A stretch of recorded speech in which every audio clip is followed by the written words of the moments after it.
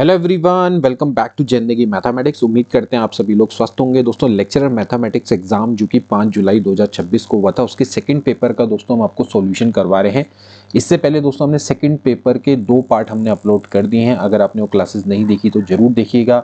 इस पेपर का हम आपको फुल डिटेल सॉल्यूशंस करवा रहे हैं और इसके अलावा इनमें वो भी आपको क्वेश्चंस करवाएंगे जिनमें डाउट हो सकता है या बेसिकली जिन पर आपको ऑब्जेक्शन लगाने होंगे।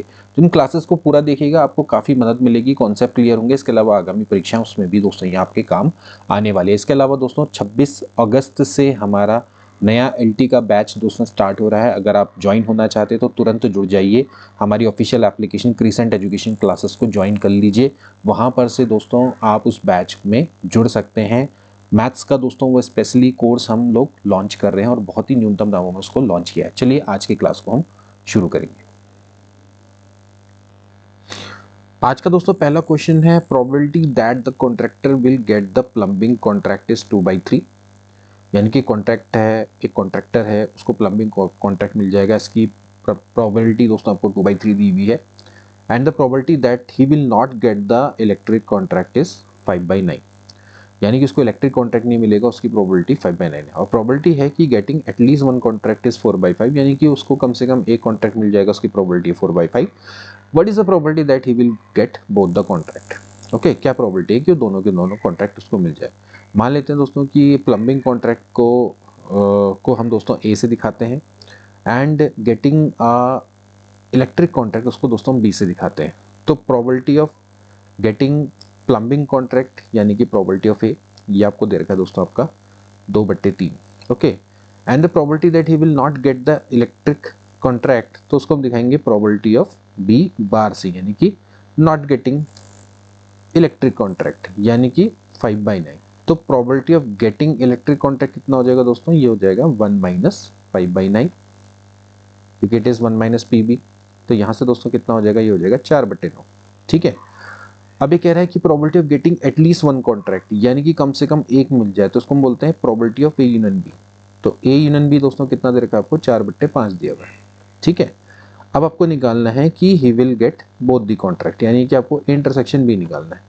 तो इसका फॉर्मूला क्या होता है दोस्तों, ये होता है probability of A plus probability of B minus probability of A union B, या प्रोबेबिलिटी ऑफ यूनियन बी बराबर होते हैं probability of A plus probability of B minus probability of intersection B. तो आपने क्या करना है, इस फॉर्मूला में इसको रख देना, आपका आंसर आ जाएगा। तो यहाँ पर से इसको सॉल्व कर लीजिए। ये हो गया आपका 2/3 प्लस 4/9 माइनस 4/5। ओके, इसका आप एलसीएम लेंगे, आपका आंसर आ जाएगा। अगर आप देखें तो एलसीएम कितना आता है दोस्तों, यहाँ पर 45 आता है। तो 15 दूनी हो गया 30, 5 चक्को हो जाता है 20 और 9 चक्को हो जाता है 36। तो 50 हो गया, 50 में से 36 को माइनस करेंगे तो 14 आ जाएगा, 14/45। तो 14/45 is the right answer. C option दोस्तों आपका क्या हो जाएगा, बिल्कुल करेक्ट हो जाएगा। तो स्टैटिस्टिक्स में प्रोबेबिलिटी का दोस्तों क्वेश्चन है, तो इस तरह से इसको करना है। इसके बाद नेक्स्ट क्वेश्चन देखेंगे। अगेन दोस्तों प्रोबेबिलिटी का क्वेश्चन है, आपको लिस्ट 1 को लिस्ट 2 से मैच करना है और आपको कह रखा है कि एक डाई है जिसको कि 2 बार रोल किया गया, ट्वाइस रोल किया गया। अब आपको बताना है कि इन सब की प्रोबेबिलिटी क्या क्या हो सकती है, उसको लिस्ट करना है, मैच करना है। ठीक है, तो देखिए सबसे पहले NES event that the number 4 is occurred at least once, यानी कि जो 4 है वो कम से कम एक बार ऑकर होगा। देखिए दोस्तों, जब आप एक डाइस को थ्रो करते हैं, तो उसमें आपके जब 2 डाइस को आप थ्रो कर सकते हैं तो क्या क्या दोस्तों उसमें इवेंट हो सकते हैं, जैसे कि टोटल मिला के 1 1 1 2 1 6। ओके, इसी तरह से 2 1 2 2 से लेके 2 6। ठीक है, इसी तरह से दोस्तों आपके क्या हो सकते हैं, 6 1 6 2 से लेके 6 6। तो these are the all possible outcomes, यानी कि अगर मैं देखूं जो नंबर ऑफ एलिमेंट है सैंपल स्पेस में, तो वो कितने होंगे दोस्तों, आपके 36 होंगे। ठीक है, 6 × 6 जब आपके डाई को ट्वाइस बार रोल किया जाता है। ठीक है, अब ये कह रहा है कि 4 इज ऑकर एटलीस्ट वंस, यानी कि 4 कम से कम एक बार हो। इसमें दोस्तों क्या होगा, यहाँ पर आपका 4 1 4 2 4 3 से लेके 4 6 तक हो सकता है। ठीक है, इसके अलावा अगर देखा जाए तो यहाँ पर आपका ये तो आपके हैं ही इवेंट्स। इसके अलावा आपके और क्या क्या हो सकते हैं दोस्तों, जैसे कि अगर आप देखें तो क्या क्या हो सकता है, तो हो सकता है 4-1, 4-2, 4-3, 4-4, 4-5, 4-6, इन सभी में 4 ऑकर हो रहा है। इसके अलावा दोस्तों आपके क्या हो सकते हैं, जैसे कि इसका उल्टा 1-4, ये भी दोस्तों है, 2-4, इसके अलावा 3-4, 4-4 तो वही है, एक हो जाएगा 5-4 एंड यहाँ पर से हो गया 6-4। तो क्योंकि कह रहा है एटलीस्ट वंस, तो कम से कम 2 बार, मतलब कि कम से कम एक बार है तो 2 बार वाला भी चल जाएगा। यानी कि there are total number of 1 2 3 4 5 6 7 8 9 10 11, यानी कि 11 आपके क्या है फेवरेबल आउटकम्स हैं, जो कि इवेंट मान लेते हैं। ए इवेंट ऐसा है कि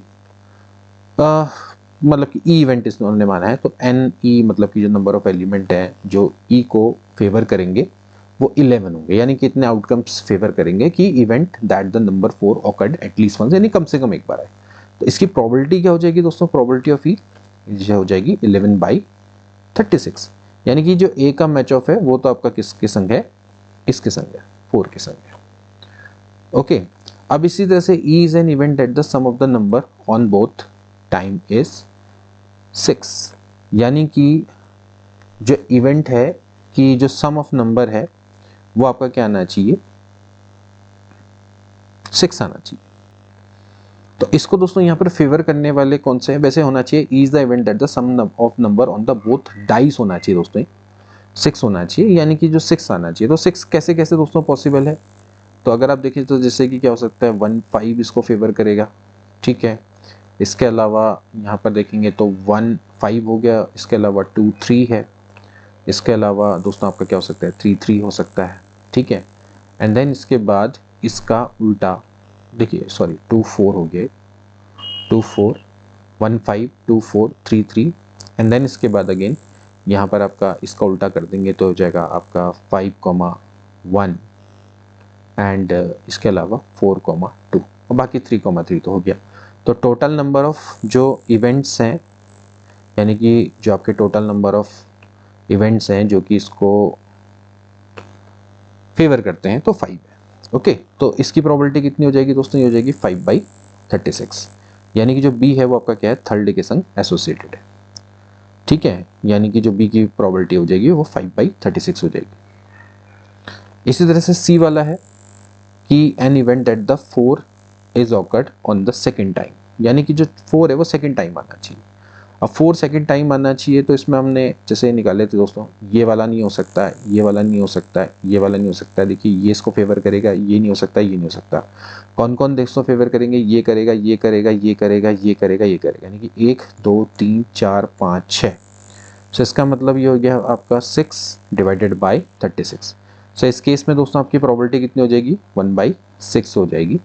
तो यानी कि जो सी है उसका दोस्तों क्या होना चाहिए, 2 से कनेक्टेड होना चाहिए। अगर आप दोस्तों यहाँ पर से केवल सी वाला भी आप निकाल देते तो भी आपका आंसर आ जाता, क्योंकि सी इज ओनली कनेक्टेड विद 2। तो अगर आप दिमाग से अगर क्वेश्चंस को करेंगे तो आप एग्जाम में होता तो हम ये देखते कि कहाँ पर रिपीटेशन नहीं है, हम सिंपली ये देखते कि भाई सी का आंसर क्या आ रहा है, क्योंकि आप सीधे सीधे इसको आप यहाँ पर से निकाल सकते थे। तो क्लियर है कि यहाँ पर आपका 2 से कनेक्ट हो गया, तो ये आपका जो ए ऑप्शन है दोस्तों राइट हो जाएगा। हालांकि मैं आपको डिटेल सॉल्यूशन करवा रहा हूँ, तो मैं सभी चीज़ें आपको करवा रहा हूँ, ठीक है। इसके बाद is an event at the number 6 and a number 4 awkward, तो 6 और 4, तो यानी कि यहाँ पर क्या होगा 6 और 4 होगा, एंड अगला क्या हो सकता है 4 and 6 होगा। तो यानी कि 2 आपके इवेंट है जो कि इसको फॉलो करते हैं, तो 2/36 यानी कि 1/18। तो यहाँ पर से भी आप इसको इस तरह से कर सकते थे। तो देखिए डी का भी एक ही है पहला, हालांकि डी यहाँ पर भी है फॉलो करता है, बट सी वाले को अगर आप निकाले तो डायरेक्टली आप आंसर निकाल सकते हो। इसका नेक्स्ट क्वेश्चन देखेंगे, n person are seated on n chair at round table, the probability that the two specific person are sitting together। अब देखिए दोस्तों यहाँ पर सर्कुलर परम्यूटेशन का दोस्तों एक क्वेश्चन है। अब देखिए n पर्सन है जो कि बैठे हुए हैं, ये देखिए n पर्सन है जो कि आपके बैठे हुए हैं एक राउंड टेबल पे, ठीक है। तो इनके दोस्तों आपके n अगर पर्सन है तो इनको अरेंज करने के जो वे हैं वो कितने हो जाते हैं दोस्तों, वो हो जाते हैं n-1 फैक्टोरियल। ओके, तो ये तो आपके क्या हो सकते हैं ये इसको total number of element in sample space आप बोल सकते हैं, इसको अरेंज करने के भी हो गया n माइनस वन फैक्टोरियल। अब ये कह रहा है कि probability that the two specific person sit together, यानी कि एक मान लेते हैं एक पर्सन ए है, एक पर्सन बी है, तो ये दो पर्सन हमेशा साथ रहेंगे, ये दो पर्सन हमेशा साथ रहेंगे। तो इसका मतलब है कि इन दो पर्सन को आप एक मान लीजिए, अब टोटल नंबर ऑफ जो टोटल नंबर ऑफ आपके नंबर्स, या आप कह सकते हैं कि जो टोटल नंबर ऑफ पर्सन हो जाते हैं वो n माइनस वन हो जाते हैं। अब n माइनस वन को अरेंज करने के वे कितने हो जाएंगे दोस्तों, ये हो जाएंगे n माइनस टू फैक्टोरियल। अब क्योंकि ये जो पर्सन है a और b ये भी आपस में इंटरचेंज हो सकते हैं, इनका एक और भी हो सकता है b ऐसे भी बैठ सकते हैं, तो साथ में इंटू टू फैक्टोरियल भी हो जाएगा।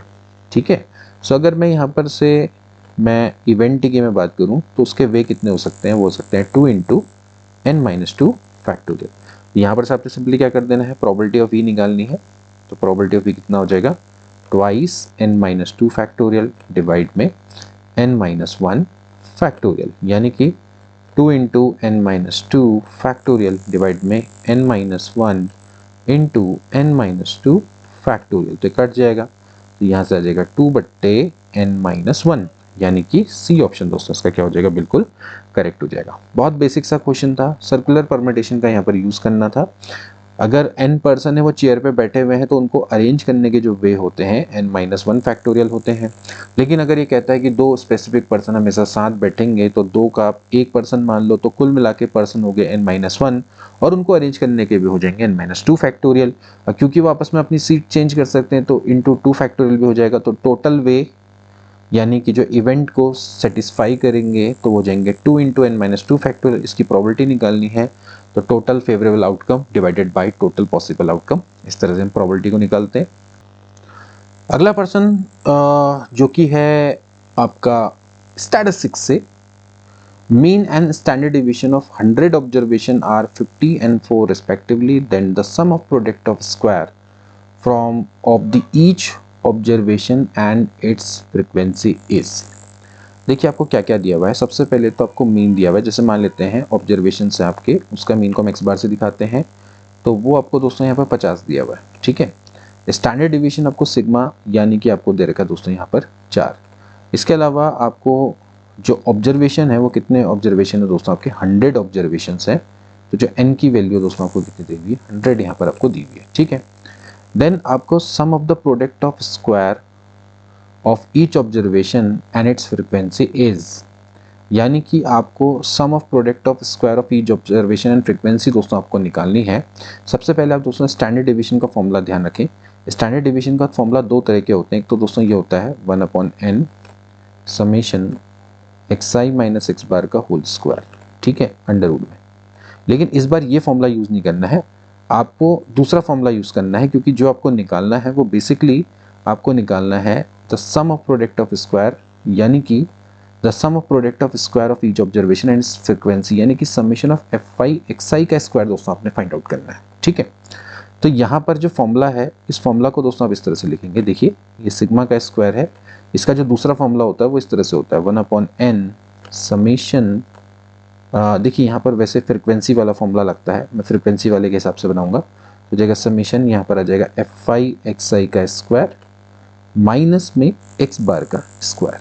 यहाँ पर x बार क्या होगा, x बार होगा समेशन fi xi बट्टे समेशन fi, बेसिकली जो कि क्या है कैपिटल n के बराबर है, ये कैपिटल n के बराबर है। ठीक है, ये कैपिटल मानो जो कि समेशन fi के बराबर है, तो आपको ये फाइंड आउट करना है। ठीक है, तो बस आप इसको निकाल लीजिए, इसमें कुछ नहीं करने के लिए। तो देखिए यहाँ पर क्या है, सिग्मा का स्क्वायर यानी कि 16, ओके, यानी कि 4 का स्क्वायर, 1/n यानी कि ये हो गया आपका 1/100। ठीक है, इसको आप कुछ मान लीजिए, चलो अल्फा मान लेता हूँ, बार बार लिखना पड़ता है। एक्स बार का स्क्वायर, एक्स बार यानी कि 2500 हो गया, 50 का स्क्वायर, इसको धर लिया हो तो ये हो जाएगा भैया 2516। ठीक है, बराबर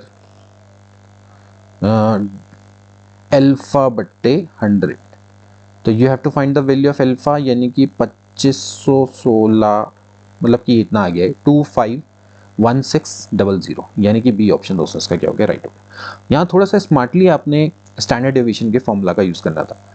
अब बेसिकली अगर हमें sum of deviation from the observations को निकालना होता तो हम यहाँ पर summation x i minus x bar निकालते, बट आपको निकालना है, बड़े अच्छे से इन्होंने दिया है कि the sum of product of square of each observation and frequency, यानी कि आपको summation F I X I का स्क्वायर निकालना है।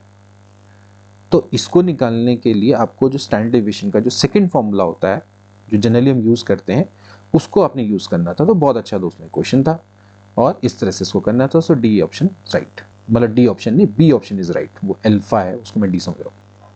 इसका नेक्स्ट क्वेश्चन देखेंगे, if the random variable x assume the values 0 and 1 only and the probability of x बराबर 0 बराबर 3, प्रोबेबिलिटी ऑफ x बराबर 1, then the variance of x दोस्तों आपको निकालना है। ये दोस्तों आपका जो क्वेश्चन है वो बर्नौली का क्वेश्चन है, बर्नौली डिस्ट्रीब्यूशन का। ठीक है, बेसिकली जो बाइनोमियल डिस्ट्रीब्यूशन है, बाइनोमियल डिस्ट्रीब्यूशन में अगर n बराबर 1 हो जाए तो फिर उस केस होता है बर्नौली डिस्ट्रीब्यूशन का। ठीक है, तो यहाँ पर जो रैंडम वेरिएबल है 0 and 1 ही आपका ले रहा है। तो इस केस में आपको क्या करना है दोस्तों, वेरिएंस ऑफ x को फाइंड आउट करना है। तो इसको किस तरह से फाइंड आउट करेंगे, तो देखिए वेरिएंस ऑफ x क्या होगा। देखिए हम जानते हैं, अगर आप बात करें बाइनोमियल डिस्ट्रीब्यूशन में, वेरिएंस ऑफ x क्या होता है, वो होता है NPQ। तो इस केस में जो वेरिएंस ऑफ x होगा वो दोस्तों क्या होगा, PQ के बराबर होगा। मैंने पहले ही बोला कि if it assume value 0 and 1 only, तो मैंने पहले ही बोला कि इस केस में ये है आपका n बराबर 1 रख के आपको बेसिकली प्रोडक्ट ऑफ P और Q निकालना, मतलब कि probability of success and probability of failure आपको निकालना है। ठीक है, ये बर्नौली डिस्ट्रीब्यूशन का क्वेश्चन है, जब आपका रैंडम वेरिएबल आपकी दो वैल्यू को ही एज्यूम करता है, तो इसको हम बर्नौलियन ट्रायल्स बोलते हैं। ठीक है, जब उसको आप एट टाइम तक लेते चल जाते हैं तो वो बाइनोमियल में कन्वर्ट हो जाता है। ठीक, इसको ध्यान रखेंगे। तो यहाँ पर जब हम बात करते, देखिए जैसे हम प्रोबेबिलिटी ऑफ x बराबर r, ये किसका, अगर मैं बाइनोमियल डिस्ट्रीब्यूशन की बात करूँ तो वो आपका क्या होता है, NCR। ठीक है, p की पावर r और q की पावर n माइनस r के बराबर होता है। ठीक है, यही होता है। बट यहाँ पर दोस्तों क्या होगा, क्योंकि n 1 है तो यहाँ पर बेसिकली क्या होगा, p की पावर r q की पावर n माइनस r के ही बराबर होगा। ओके, बस इतना आपने ध्यान रखना है। तो अब यहाँ पर सबसे पहले अगर मैं बात करूंगा प्रोबेबिलिटी ऑफ x बराबर 0, तो प्रोबेबिलिटी ऑफ x बराबर 0 क्या होना चाहिए, with the help of this formula this will be p की पावर r या p की पावर 0 और q की पावर n माइनस 0। जैसे मैंने पहले बोला कि यहाँ पर n की वैल्यू 1 है, तो यहाँ पर आप सिंपली लिख सकते हैं 1 माइनस 0, यानी कि बेसिकली ये q के बराबर है। ठीक है, और इसी तरह से आप ध्यान रखना, इसको लिखेंगे p की पावर r q की पावर 1 माइनस r, इस तरह से लिखेंगे क्योंकि n की वैल्यू यहाँ पर 1 है। ठीक है, तो ऐसे करके आप इसका प्रोबेबिलिटी फंक्शन बना सकते हैं। ठीक है, this is probability mass function of Bernoulli distribution. ठीक है, मैं आपके सामने बना रहा हूँ, देखो। ठीक, अब ऐसे ही यहाँ पर प्रोबेबिलिटी ऑफ x बराबर 1 की मैं बात करूंगा तो वो क्या होना चाहिए, प्रोबेबिलिटी ऑफ x बराबर 1 यानी कि r की जगह पे 1 रखना है, तो हो जाएगा p की पावर 1 और यहाँ पर हो जाएगा q की power 1 minus 1, that is obviously बात है 0, यानी कि दैट इज p। ठीक है, अब यहाँ से आपको क्या दिया हुआ है, यहाँ पर से आपको दिया हुआ है प्रोबेबिलिटी ऑफ x बराबर 0 बराबर 3 इंटू प्रोबेबिलिटी ऑफ x बराबर 1, यानी कि जो q है वो थ्राइस ऑफ p के बराबर है। ये आपको यहाँ पर कंडीशन दी गई। ठीक है, ओके, और आपको क्या निकालना है, आपको निकालना है p इंटू क्यू। ठीक, अब हम जानते हैं कि जो p और q का सम होता है वो 1 होता है। ऑब्वियसली बात है, क्योंकि प्रोबेबिलिटी और प्लस ये प्रोबेबिलिटी ऑफ एक्स सक्सेस है प्लस प्रोबेबिलिटी ऑफ फेलियर है, वो 1 होगा। यहाँ से आप रख दीजिए q की जगह पे 3p रख दीजिए, तो ये हो जाएगा 4p बराबर 1, यानी कि p की वैल्यू है दोस्तों आपकी 1/4। तो अगर p की वैल्यू 1/4 है तो q की वैल्यू दोस्तों कितनी हो जाएगी, वो हो जाएगी 3/4।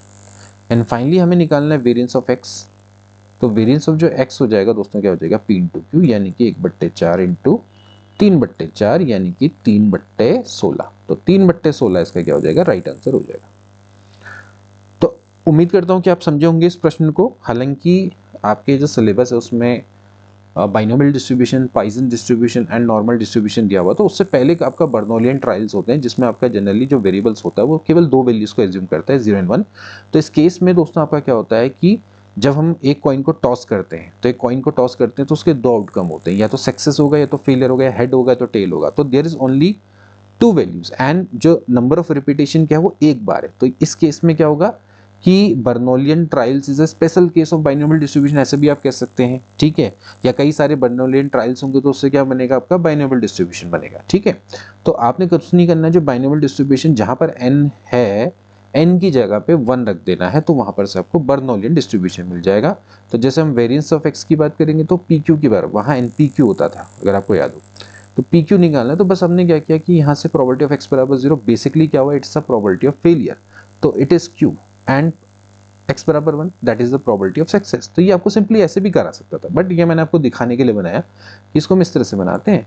एंड देन इसके बाद हमने क्या किया, p और q का सम तो 1 होना ही होना है, और उसके बाद हमने p और q की वैल्यू को निकाल के हमने यहाँ पर रख दिया, उसके बाद वेरिएंस हमें फाइंड आउट हो गया। नेक्स्ट क्वेश्चन देखेंगे, the mean age of the group of man and woman is 30 years, mean age of men only 32 years and women only 27 years, the ratio of the number of men and number of women is। Basically दोस्तों ये combined and pooled mean का question है। आप जानते हैं दोस्तों कि अगर आपके पास एक सीरीज है जिसमें total number of term n1 है और अगर उनका मीन x1 बार है, इस तरह से दूसरी सीरीज है उसमें n2 टर्म्स है और उसका जो मीन है x2 बार है, तो दोनों का जो कंबाइंड मीन होता है x बार बराबर होता है n1 x1 बार प्लस n2 x2 बार बट्टे n1 प्लस n2। ये साधारण सा फॉर्मूला है, ऐसा नहीं कि कोई बहुत अलग से फॉर्मूला है, बस सिंपली हमने क्या करना है, टोटल सम यहाँ से n1 x1 बार यानी कि total number of element into mean, sum हो गया, यहाँ से भी सम निकाला, फिर सम बट्टे टोटल नंबर ऑफ आइटम, तो ये क्या होता है, मीन होता है। आपको क्या दे रखा है कि mean age of group of man and woman, ये आपका 30 दिया हुआ है। अब man age, mean age of man कितना है, x1 बार, मान लेते हैं n1 क्या है, मेंस है, और उसकी आपको दे रखी है 32 प्लस n2, वुमन की कितनी दे रखी है 27, डिवाइड में कितना हो जाएगा n1 प्लस n2। तो आपको क्या करना है, n1 अपॉन n2 निकालना है, तो यहाँ से हो जाएगा 30 n1 प्लस 30 n2 बराबर हो जाएगा 32 n1 प्लस 27 n2। इधर ले आओ तो ये हो जाएगा भैया 2n1 बराबर 3n2, तो n1 अपॉन n2 बराबर हो जाएगा 3/2। तो इस तरह से निकाल सकते थे, बी ऑप्शन इसका करेक्ट हो जाता, ठीक है। सो 3:2 इज अ राइट आंसर। इसका नेक्स्ट देखेंगे, for a distribution if median is 7 mode is 9 what is the mean of the distribution. ये बेसिकली स्लाइटली अगर सिमेट्रिकल स्क्यू, अगर आपका मान लेते हैं स्लाइटली जो स्क्यू सिमेट्रिकल डिस्ट्रीब्यूशन है, यानी कि असिमेट्रिकल डिस्ट्रीब्यूशन है, जहां पर आपका थोड़ा सा सिमेट्रिकल नहीं है डिस्ट्रीब्यूशन, स्क्यूड डिस्ट्रीब्यूशन है, तो फिर इस केस में दोस्तों हम क्या करते हैं, इंपीरिकल फॉर्मूला करते हैं use between mean median mode. तो वो बेसिकली क्या होता है, मोड बराबर होता है thrice of median minus twice of mean, ठीक है। अब इस फॉर्मूला का यूज करते हैं, इस फॉर्मूला से आप इसको निकाल लेंगे। ये क्वेश्चन आपका 100% आता है सारे एग्जाम में, ठीक है। तो मोड आपको 9 दे रखा है, मीडियन आपको दे रखा है 7, माइनस ट्वाइस ऑफ मीन निकालना है आपको, ठीक है। तो 9 तियां 27, 27 में से 9 गया 18, यानी कि मीन आपका कितना हो जाएगा, 9 हो जाएगा, ठीक है। तो 9 इसका क्या हो जाएगा, राइट आंसर हो जाएगा, ठीक है।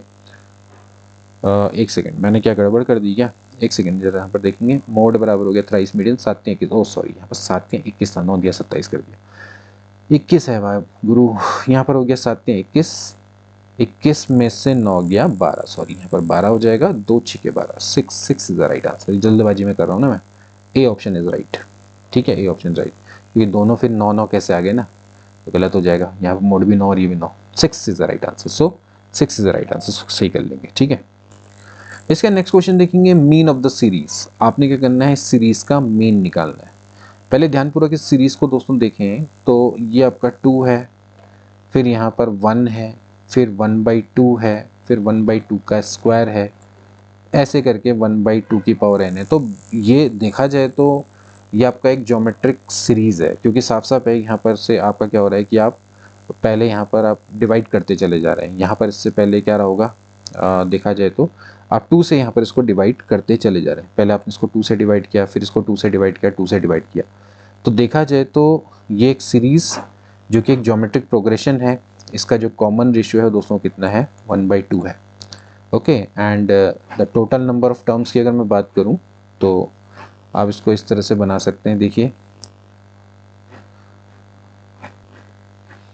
मैं इसको लिख सकता हूँ 4 अपॉन बेसिकली 2 रहा होगा ये, या और देन इसके बाद यहाँ पर होगा 2/2, देन यहाँ पर हो गया 1/2। मतलब ये है कि जो वैल्यू है 2 की बढ़ती चली आ रही है, आप फिर क्या कर रहे हैं, इसको डिवाइड करते चले जा रहे हैं इस तरह से, ठीक है। तो टोटल नंबर ऑफ टर्म्स की अगर मैं बात करूँ, तो जब आप 2 से डिवाइड कर रहे हैं तो बेसिकली यहाँ पर 2 की पावर 0 और 2 की पावर आपके 0 1 2 से लेकर n, यानी कि n+2 टर्म है देखा जाए तो। Total number of terms are n+2 basically. तो उसी के अकॉर्डिंग आपने दोस्तों इसको बनाना होगा, ठीक है। Total number of terms are n+2 because we can see that यहाँ से ये 2 आएगा, 2 डिवाइडेड मतलब कि 1 डिवाइडेड बाई 2, ठीक है, फिर 1/2 डिवाइडेड बाई 1 ऐसे करके, तो आपका जो कॉमन रेशियो उस तरह से आ जाएगा, ठीक है। तो ये जो जीपी है इसका जो फर्स्ट टर्म है ए, वो कितना है, 2 है।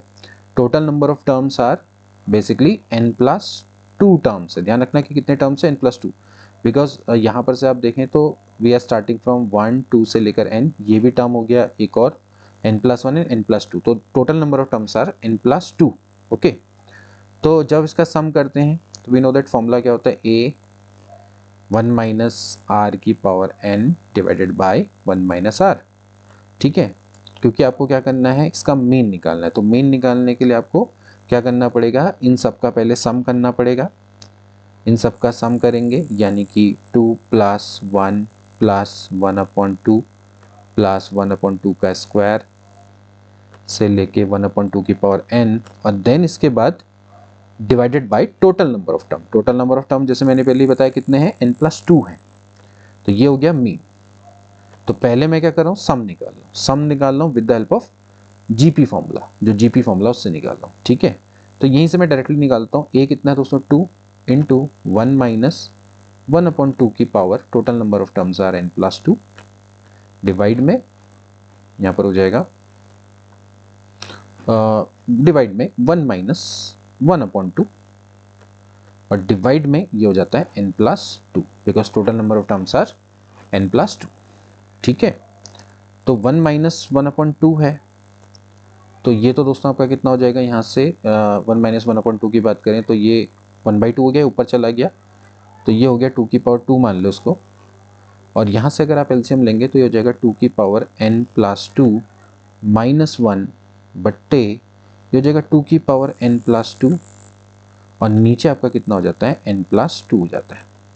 इस 2 की पावर 2 से इस 2 की पावर 2 को काट दो, तो फाइनली आ जाएगा 2 की पावर n+2 -1 डिवाइड में 2 की power n into n+2, so that is the required answer, okay. So इस तरह से देखा जाए तो कौन सा ऑप्शन दोस्तों राइट हो जाता है, बी ऑप्शन दोस्तों क्या होता है, बिल्कुल करेक्ट हो जाता है। तो 2 की पावर n+2 -1 बट्टे 2 की पावर n इंटू n+2। तो दोस्तों यहाँ पर ध्यान देना है कि जो सीरीज है उसमें टोटल नंबर ऑफ टर्म्स कितने, देखिए यहाँ से 1 से लेकर n, और इसमें 2 टर्म और एक्स्ट्रा है, यानी कि total number of terms are n+2। यहाँ पर बच्चे गलती कर जाते हैं, थोड़ा ध्यानपूर्वक करना है, बाकी इसमें जीपी का फॉर्मूला लगा के इसको सॉल्व कर लेंगे। नेक्स्ट क्वेश्चन देखेंगे दोस्तों, a problem of mathematics is given to 3 student and जिनके चांस ऑफ सॉल्विंग इस प्रॉब्लम को हैं 2/3, 3/4 एंड 1/4 respectively. What is the probability that the problem will be solve.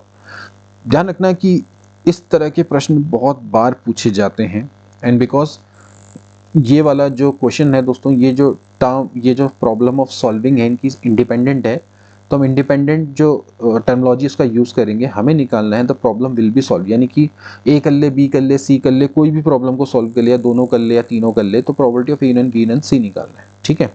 तो इसको मैं दोस्तों लिख सकता हूँ 1 - probability of A union B union C का डैश, ओके।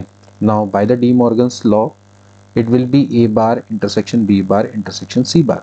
अब बिकॉज जो ये आपके प्रोबेबिलिटी है वो इंडिपेंडेंट है, तो इंडिपेंडेंट है तो उसको probability of A bar, probability of B bar, probability of C bar लिखा जा सकता है, ठीक है। Probability of A bar, probability of B bar, probability of C bar. Now probability of A कितना है दोस्तों, वो आपका है 2/3, तो प्रोबेबिलिटी ऑफ ए बार कितना हो जाएगा, ये हो जाएगा 1 - 2/3 यानी कि 1/3। इस तरह से प्रोबेबिलिटी ऑफ बी बार निकाल लेंगे, प्रोबेबिलिटी ऑफ बी कितना है, वो है 3/4, तो ये आपकी 1/4 हो जाएगी। प्रोबेबिलिटी ऑफ सी कितनी है, वो है 1/4, तो प्रोबेबिलिटी ऑफ सी बार ये हो जाएगा 3/4, इसको यहाँ रख दीजिए। 1 माइनस 1/3 इंटू 1/4 इंटू 3/4, ये कट जाएगा, तो ये आपका 4 चौको 16 यानी कि 15/16, ये इसका राइट आंसर आ जाएगा। C option is right. बहुत अच्छा क्वेश्चन, बार बार एग्जाम में पूछे जाने वाला क्वेश्चन है। इसका नेक्स्ट क्वेश्चन देखेंगे, 2 integers are selected and random from the integer 1 to 11। 1 से लेकर 11 तक के इंटीजर्स में से 2 इंटीजर्स को रैंडमली सेलेक्ट किया गया। If the sum of the selected integer is even, तो probability that the both numbers are odd. देखिए, ये कंडीशनल प्रोबेबिलिटी का दोस्तों क्वेश्चन है। पहले देखिए है क्या कि 1 से लेकर 11 तक के 1 से लेकर 11 तक के जो इंटीजर हैं, इनमें से 2 इंटीजर को दोस्तों सेलेक्ट किया गया। अब हुआ क्या, मान लेते हैं बी एक इवेंट है जिसमें sum of the selected integer, sum of selected integer आपका क्या है, इवन है, इवन है। ठीक है, तो अब प्रोबेबिलिटी निकालनी है बोथ नंबर्स आर ऑड, यानी कि क्या प्रोबेबिलिटी है कि बोथ नंबर ऑड हो, यानी कि मुझे probability of A condition B निकालनी है। पहले मैंने 1 से लेकर 11 तक के इंटीजर्स में से 2 इंटीजर को सेलेक्ट किया और इवेंट ऑकर हो चुका है कि sum of the selected integer even है। तो जब बी की कंडीशन हमारे संग जुड़ चुकी है, अब हमें निकालना है कि क्या प्रोबेबिलिटी है कि बोथ नंबर्स आर ऑड। तो इसको करने का सबसे आसान तरीका होता है कि हमें बी के एलिमेंट्स यानी कि ऑल पॉसिबल आउटकम्स निकालने हैं, आउट ऑफ विच ए को कितने सेटिस्फाई करने हैं या कितने सेटिस्फाई करते हैं, उनकी आप प्रोबेबिलिटी निकाल लो। तो अगर वैसे देखा जाए तो 11 में से 2 इंटीजर सेलेक्ट करने के वे 11C2 है, बट हम इसको नहीं अप्लाएंगे। हम सिंपली देखेंगे कि 1 से लेकर 11 तक में जो सम कितने लोगों का इवन आता है, सेलेक्टेड का इंटीजर का इवन आता है। ठीक है, तो आप यहां पर से देखें, जैसे 1 है तो 1 में से आप ध्यान रखना है कि यहां पर रिपीटेशन अलाउड नहीं होगा। तो 1 है तो 1 का सम किस किस के संग इवन आ सकता है, तो 2 के संग तो नहीं आ सकता, 1 और 3 हो सकता है। ठीक है, इसके अलावा 1 और 5 हो सकता है, 1 और 7 हो सकता है, 1 और 9 हो सकता है। ठीक है, इसके अलावा 1 और 11 हो सकता है,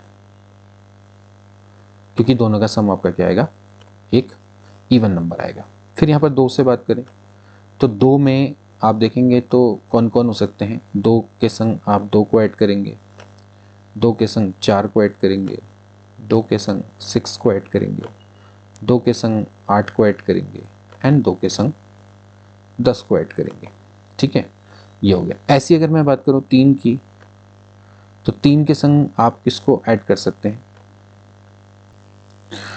इसी तरह से दोस्तों आप यहाँ पर 3 1 है जैसे, फिर इसके बाद होगा 3 3 होगा। ठीक है, तो ऐसे ही 3 5 है ना, ऐसे ही आपका क्या हो जाएगा, 3 7 हो जाएगा। फिर मतलब कहने का मतलब ये है कि आप ऐसे या तो आप 2 इवन नंबर लो, उनका सम इवन होगा, या 2 ऑड नंबर लो, उनका सम ऑड होगा। ठीक है, तो ऐसे हम थोड़ा करेंगे तो थोड़ा लंबा बैठेगा। तो एक काम करते हैं, अगर मुझे number of element in B चाहिए, ठीक है, तो मुझे पता है भाई 1 से लेकर 11 तक में कितने इवन नंबर हैं और कितने आपके ऑड नंबर है, पहले उनको देखना पड़ेगा। सबसे पहले आप देखिए कि इवन कितने इंटीजर्स हैं। इवन इंटीजर्स कौन कौन है दोस्तों, वो आपके हैं 2 4 6 8 10। इसी तरह से ऑड इंटीजर की बात करें तो कौन कौन है, वो हैं 1 3 5 7 9 11। यानी कि अगर इवन इंटीजर की बात करें तो वो है 5 और ऑड इंटीजर की बात करें तो वो है 6। ठीक है, तो अब हमें क्या करना है, अगर हमें सम चाहिए इवन तो 5 में से 2 इंटीजर चुनने पड़ेंगे, और ऐसी तरह से या तो दोनों के दोनों क्या हो, ऑड हो। यानी कि 2 कंडीशन है, तो या तो दोनों के दोनों इवन हो और या फिर दोनों के दोनों क्या हो, ऑड हो। तो हमें क्या मिल जाएंगे, number of element in B मिल जाएंगे। तो number of element in B निकालने के लिए या तो आप दोनों के दोनों इवन लो, ओके, तो टोटल कितने हैं इंटीजर इवन 5, तो उसमें से आपको कितने सेलेक्ट करने, 2, यानी कि 5C2। इसी तरह से प्लस दूसरा केस, या तो दोनों के दोनों ऑड हो, तो दोनों के दोनों ऑड हैं, यानी कि 6C2, क्योंकि अगेन आप क्या करेंगे 6 में से कोई 2 चुन लो, क्योंकि यहाँ पर अगर हम इसको ऐसा बनाएंगे थोड़ा लंबा बैठेगा। यहाँ पर ध्यान रखना है कि 1 3 और 3 1 एक ही चीज़ होगी, क्योंकि यहाँ पर हम सेलेक्ट कर रहे हैं, तो यहाँ पर ऑर्डर इज नॉट इम्पॉर्टेंट, ठीक है। हालांकि आप इसको वैसे ही बनाओगे, आप इसको डिवाइडेड बाय प्रोबेबिलिटी करोगे तब भी आपका आंसर सेम आएगा। तो मैं डायरेक्टली इसको कर लूँगा, क्योंकि हमारे पास इवन इंटीजर 5 है, ऑड इंटीजर 5 है। हमें पता है कि सम इवन लाने के लिए या तो 2 इवन इंटीजर चाहिए या फिर 2 ऑड इंटीजर चाहिए। तो हमने सीधे सीधे सेलेक्ट करने के वे देख लिए 5C2 प्लस 6C2। तो 5C2 प्लस 6C2 यानी कि ये हो गया आपका 5 गुणा 4/2 प्लस 6 गुणा 5/2, यानी कि 20/2 10, 30/2 यानी कि 15। तो टोटल आउटकम है बी में 25, ठीक है। अब ये कह रहा है कि क्या प्रोबेबिलिटी है कि बोथ नंबर्स आर ऑड, यानी कि अगर मुझे निकालना है number of element which is favourable to A out of B, तो देखा जाए तो यहाँ पर क्या कंडीशन होगी, ये कंडीशन हो जाएगी कि भैया जो आपके टोटल नंबर ऑफ ऑड्स दोस्तों कितने हैं, वो हैं 15, ठीक है, आउट ऑफ 25, यानी कि 15/25 इसका आंसर हो जाएगा। 5 या 15, 5 5 25 यानी कि 3/5, 3/5 इसका राइट आंसर हो जाएगा, ठीक। तो इस तरह से आप इसको यहां पर कर सकते थे। तो ध्यानपूर्वक देखिएगा कि आपको देखिए करना क्या था कि आपको 2 इंटीजर थे जो कि आपको 1 से लेकर 11 के बीच में रेंडमली सेलेक्ट करने थे, और ऐसा था कि sum of selected integer even था, यानी कि आप कह सकते हैं कि जो आपने सेलेक्ट किए उनका सम क्या था, इवन था। तो ऐसे कैसे पॉसिबल है, या तो दोनों के दोनों इवन हो तभी सम आपका इवन आता है, या फिर दोनों के दोनों ऑड हो तभी सम आपका क्या आता है, इवन आता है, ठीक है। तो आपको यहाँ पर देखें तो इसमें इवन इंटीजर कितने हैं, 5, ऑड इंटीजर कितने हैं, 6। तो आप 5 में से 2 चुनो, उनका सम इवन आएगा, या फिर 6 में से 2 चुनो, उनका सम इवन आएगा, यानी कि टोटल नंबर ऑफ आउटकम इसमें कितने हैं, 25 हैं। आपको चाहिए कि बोथ नंबर्स आर ऑड, तो बोथ नंबर्स ऑफ ऑड कितने हैं, 6C2। तो प्रोबेबिलिटी ऑफ ए कंडीशन भी बेसिकली क्या है दोस्तों, ये आपको हो जाएगा 6C2 divided by 5C2 plus 6C2। Directly आप इस तरह से निकालो, इसका आंसर आ जाएगा 3/5, यानी कि 15/25 इस तरह से निकाल। अगला क्वेश्चन देखेंगे, root mean square deviation is least when the deviation is measured from. देखिए तो दोस्तों आपका थ्योरी का क्वेश्चन है, रूट मीन स्क्वायर जो डेविएशन होता है वो लीस्ट कब होता है। देखिए रूट मीन स्क्वायर डेविएशन को हम जनरली ऐसे दिखाते हैं, भाई एस है तो root mean square deviation basically क्या हुआ, 1/n summation xi minus mu का स्क्वायर, ठीक है। अब ये डेविएशन है दोस्तों, ये आपका लीस्ट कब होगा, when it is measured from mean, यानी कि म्यू की जगह दोस्तों आपका अगर x बार हो जाए तो ये जो रूट मीन स्क्वायर है ये आपका मिनिमम हो जाएगा।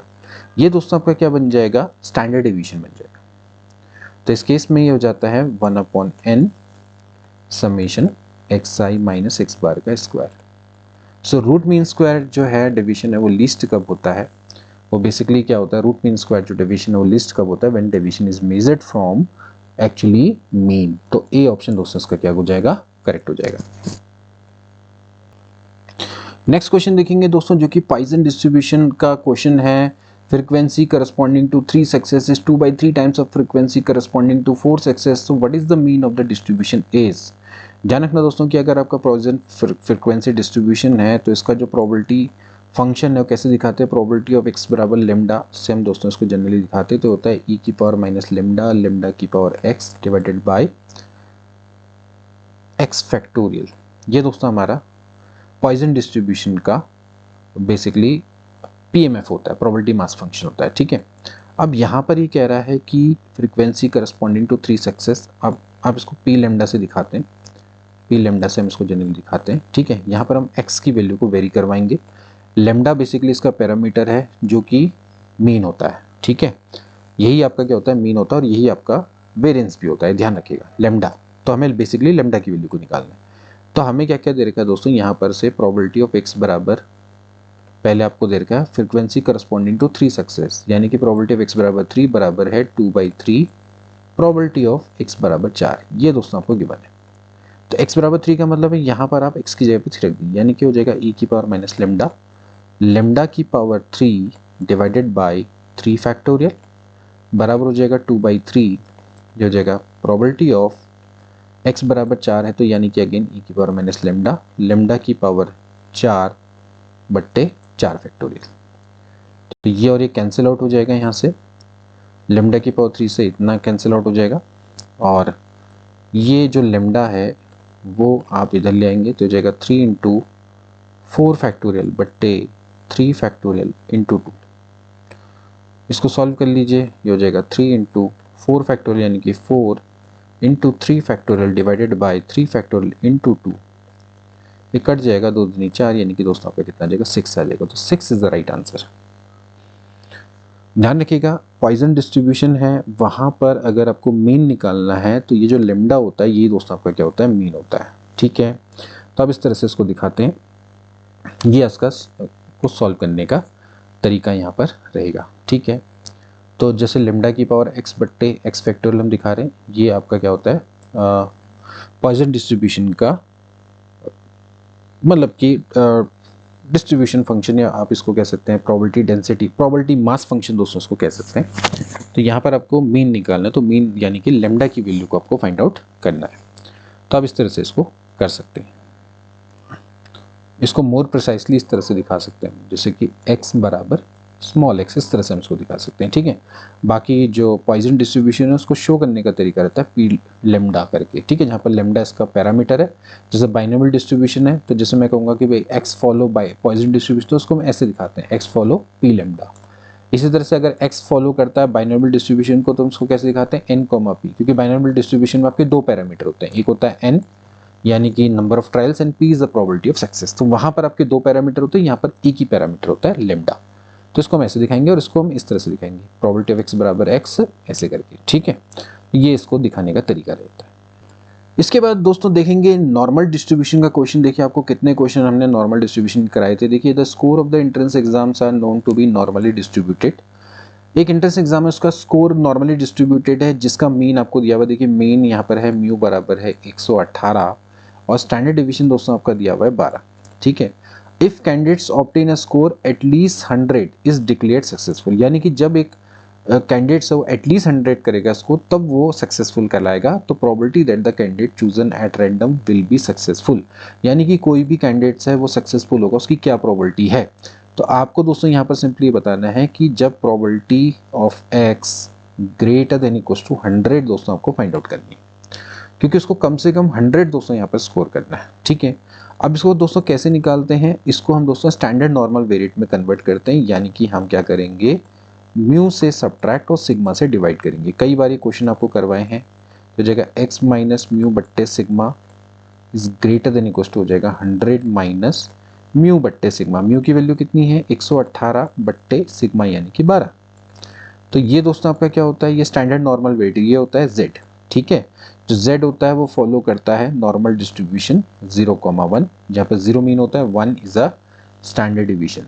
ठीक है, तो यहाँ पर आपको z is greater than equal to, देखिए 100 में से 18 गया यानी कि -18 हो गया बट्टे 12। इसको सॉल्व करेंगे तो 2 नंबर 18, 2 छिके 12, 3 तिया 9, 3 दूनी 6, यानी कि probability of z greater than equal to minus में 1.5 दोस्तों आपको फाइंड आउट करना है। ठीक है, तो ये आपको फाइंड आउट करना है। अब आते हैं स्टैंडर्ड नॉर्मल कर्व पे। ठीक है, इसको ध्यान रखिएगा, आप कर्व बनाना सीखें, ये होता है आपका नॉर्मल कर्व। ये ध्यान रखना है कि आपको यहाँ पर ये 0 है, इसके इस नॉर्मल कर्व में जो आपकी प्रोबेबिलिटी होती है, यहाँ पर ध्यान रखना दोस्तों z यहाँ पर 0 होता है। अब z की वैल्यू दोस्तों कह रहा है कि ग्रेटर देन -1.5, यहाँ पर आपका दोस्तों नेगेटिव होगा, तो यहाँ पर आपका होगा माइनस में 1.5। ठीक है, तो अब आपसे कह रहा है कि ग्रेटर देन इक्वल टू 1.5, यानी कि आपका टोटल एरिया। ध्यान रखना है कि इतना एरिया कितना होता है दोस्तों, ये होता है 0.5। आपके इस टोटल नॉर्मल प्रोबेबिलिटी कर्व की जो प्रोबेबिलिटी होती है 1 होती है, यानी कि इसके अंदर इतना पार्ट कितना होता है 0.5। ठीक है, तो आपको दोस्तों क्या करना है 0.5 प्लस इतना एरिया, मतलब आपको देखा जाए तो आपको टोटली एरिया इतना निकालना है, ये यानी कि -1.5 से ज़्यादा। But by the symmetry we know that कि यहाँ से लेकर यहाँ तक का जो एरिया होता है, यहाँ से लेकर यहाँ तक के एरिया के बराबर होता है, यानी कि 1.5 तक के बराबर होता है। ठीक है, तो हमें क्या करना है, पहले यहाँ से मैं जो ग्रीन बना रहा हूँ, इतना पार्ट ग्रीन वाला पार्ट प्लस इतना पार्ट। अब इतना पार्ट तो है 0.5, जैसे मैंने आपको पहले बताया। इतने पार्ट की जो वैल्यू है या इतने पार्ट की जो वैल्यू यहाँ पर आपको गिवन है। तो बेसिकली अगर आपको probability of z greater than equals to -1.5 निकालना है, तो it is nothing but probability of z 0 से लेके 1.5 तक का। ठीक है, 0 से लेके 1.5 बाय द सिमेट्री, क्योंकि यहाँ से लेकर यहाँ तक कैलकुलेट करो, यहाँ से लेकर यहाँ तक, प्लस 0.5। तो 0.5 प्लस इतनी वैल्यू कितनी दी हुई है, 0.4332, यानी कि 0.9332। सो that is the probability of successful candidates by the normal distribution या नॉर्मल प्रोबेबिलिटी कर्व। तो ऐसे इसको निकाला था। अब इसमें हमने कई सारे क्वेश्चन दोस्तों आपको करवाए थे। अब यहाँ पर इसको बहुत ज़्यादा डिटेल में नहीं बता सकते, बट इस तरह से हम इसको कैलकुलेट करते थे। बहुत चुटकियों में होने वाले क्वेश्चन थे। सो बी ऑप्शन दोस्तों इसका क्या हो जाएगा, बिल्कुल करेक्ट हो जाएगा। स्टैंडर्ड नॉर्मल में हम इसको कन्वर्ट करते हैं, देन इसके बाद हम इसके वैल्यू को फाइंड आउट करते हैं। नेक्स्ट क्वेश्चन देखेंगे, for a binomial distribution mean and variance are respectively 4 and 4/3, then the probability of the two success will be. So देखिए, सबसे पहले तो आपको क्या दे रखा है, मीन दिया हुआ है। देखिए मान लेते हैं नंबर ऑफ ट्रायल n है, p is the probability of success, तो ये आपको 4 दिया हुआ है। इसके अलावा NPQ आपको दिया हुआ है 4/3, यानी कि यहाँ से हो जाएगा 4 × Q बराबर 4/3, तो यहाँ से Q की वैल्यू आ जाएगी 1/3। अगर Q की वैल्यू 1/3 है तो P की वैल्यू 1 - 1/3 यानी कि 2/3, और यहाँ से आपको फिर n मिल जाएगा, क्योंकि n की वैल्यू हो जाएगी n × 2/3 बराबर 4, तो यहाँ से n बराबर दोस्तों हो जाएगा 6। ठीक है, तो आपको NPQ सब मिल गए। आपको क्या निकालना है, प्रोबेबिलिटी ऑफ टू सक्सेस निकालनी है, यानी कि प्रोबेबिलिटी ऑफ x बराबर 2 निकालना है। तो उसका जो फॉर्मूला होता है, हमें पता है फॉर्मूला होता है NCR, P की पावर R, Q की पावर n - R। तो यहाँ पर n कितना है दोस्तों, 6 है, तो 6C2, P का मतलब हो गया 2/3 की पावर 2, और Q मतलब हो गया 1/3 की पावर n यानी कि 6 - 2 यानी कि 4। अब 6C2 यानी कि 6 × 5 = 30 बट्टे 2 यानी कि 15 हो गया। यहाँ पर हो गया 4/3 × 9 और इंटू 1/, दोस्तों यहाँ पर कितना होता है, 81। इसको सॉल्व कर लीजिए, 3 × 5 = 15, 3 × 3 = 9। अभी कट सकता है, आगे नहीं कट सकता, तो 5 को 20 और 243। तो ये इसका डी ऑप्शन दोस्तों क्या हो जाएगा, बिल्कुल राइट हो जाएगा। ठीक, तो बड़ा आसान सा प्रश्न बाइनोमियल डिस्ट्रीब्यूशन का। नेक्स्ट क्वेश्चन देखेंगे, in a thesis of 260 pieces there are 195 typing or printing error, which of the following statements are correct? The probability that the random sample of 12 pages will have no error is e⁻⁻9. Probability that the random sample of one page will be no error will have no error is 0। ध्यान रखना दोस्तों कि ये जो question है जहाँ पर n बहुत लार्ज होता है and probability of success is quite low, बहुत ही लो होती है, तो ये पॉइजन डिस्ट्रीब्यूशन को फॉलो, यानी कि जो ये पॉइजन डिस्ट्रीब्यूशन को फॉलो करता है। मतलब बेसिकली यहाँ पर हम जो नंबर ऑफ ट्रायल्स हैं उस पर हम फोकस नहीं करते, हम ये देखते हैं कि कब कब आपका जो इवेंट है वो ऑकर हुआ। हमें कब इवेंट ऑकर नहीं हुआ उस पर हम ध्यान नहीं देते, क्योंकि जब इवेंट नहीं होता है उसका जो रेट होता है वो बहुत हाई होता है, तो बस हम यही मेजर करते हैं कब कब इवेंट हुआ। ठीक है, तो ये वही है, जैसे कि 260 पेज है, उसमें से 195 टाइपिंग एरर प्रिंटिंग एरर है, तो इसको हम क्या करेंगे, हम प्रोबेबिलिटी डिस्ट्रीब्यूशन में पॉइजन डिस्ट्रीब्यूशन की मदद से सॉल्व करते हैं। तो सबसे पहले देखिए, probability of random sample of 12 pages will have no error. Probability that the random sample of 12 pages, देखिए रैंडम सैंपल लिया हमने 12 पेजेस का, उस पर नो एरर होगा, उसकी प्रोबेबिलिटी आपकी ये होगी e⁻9। तो सबसे पहले अब देखिए होता क्या है, प्रोबेबिलिटी ऑफ x बराबर r, ये होता है e⁻, या प्रोबेबिलिटी ऑफ एक्स बराबर एक्स मान लीजिए, तो ई की पावर माइनस लेमडा, लेमडा की पावर एक्स बट्टे एक्स फैक्टोरियल होता है। ठीक है, सो ये कह रहा है कि 265 पेजेस में आपके 195 प्रिंटिंग एरर है। ठीक है, अब यहाँ पर ध्यान रखना है कि तो सबसे पहले दोस्तों हमारा काम ये रहेगा कि P कितना है, यानी कि प्रोबेबिलिटी ऑफ सक्सेस कितनी है। आप देख सकते हैं कि 260 पेजेस में से 195 एरर है, यानी कि 195 डिवाइडेड बाय हो जाएगा 260। ओके, क्योंकि आप 260 पेजेस में से आपकी जो टाइपिंग और प्रिंटिंग एरर है उसका जो देखा जाए तो कितना है 195 डिवाइडेड बाय 260। ठीक है, तो अगर आप देखेंगे तो इसको आप डिवाइड करिए तो हो जाएगा 5 से कटता है ये, 5 पंजे 25, 5 दूनी 10 और 5 तियाँ 15, 5 नमा 45, 13 तियाँ 39, 13 चक्कू 52, यानी कि 3/4। ठीक है, एंड अगर आप नंबर ऑफ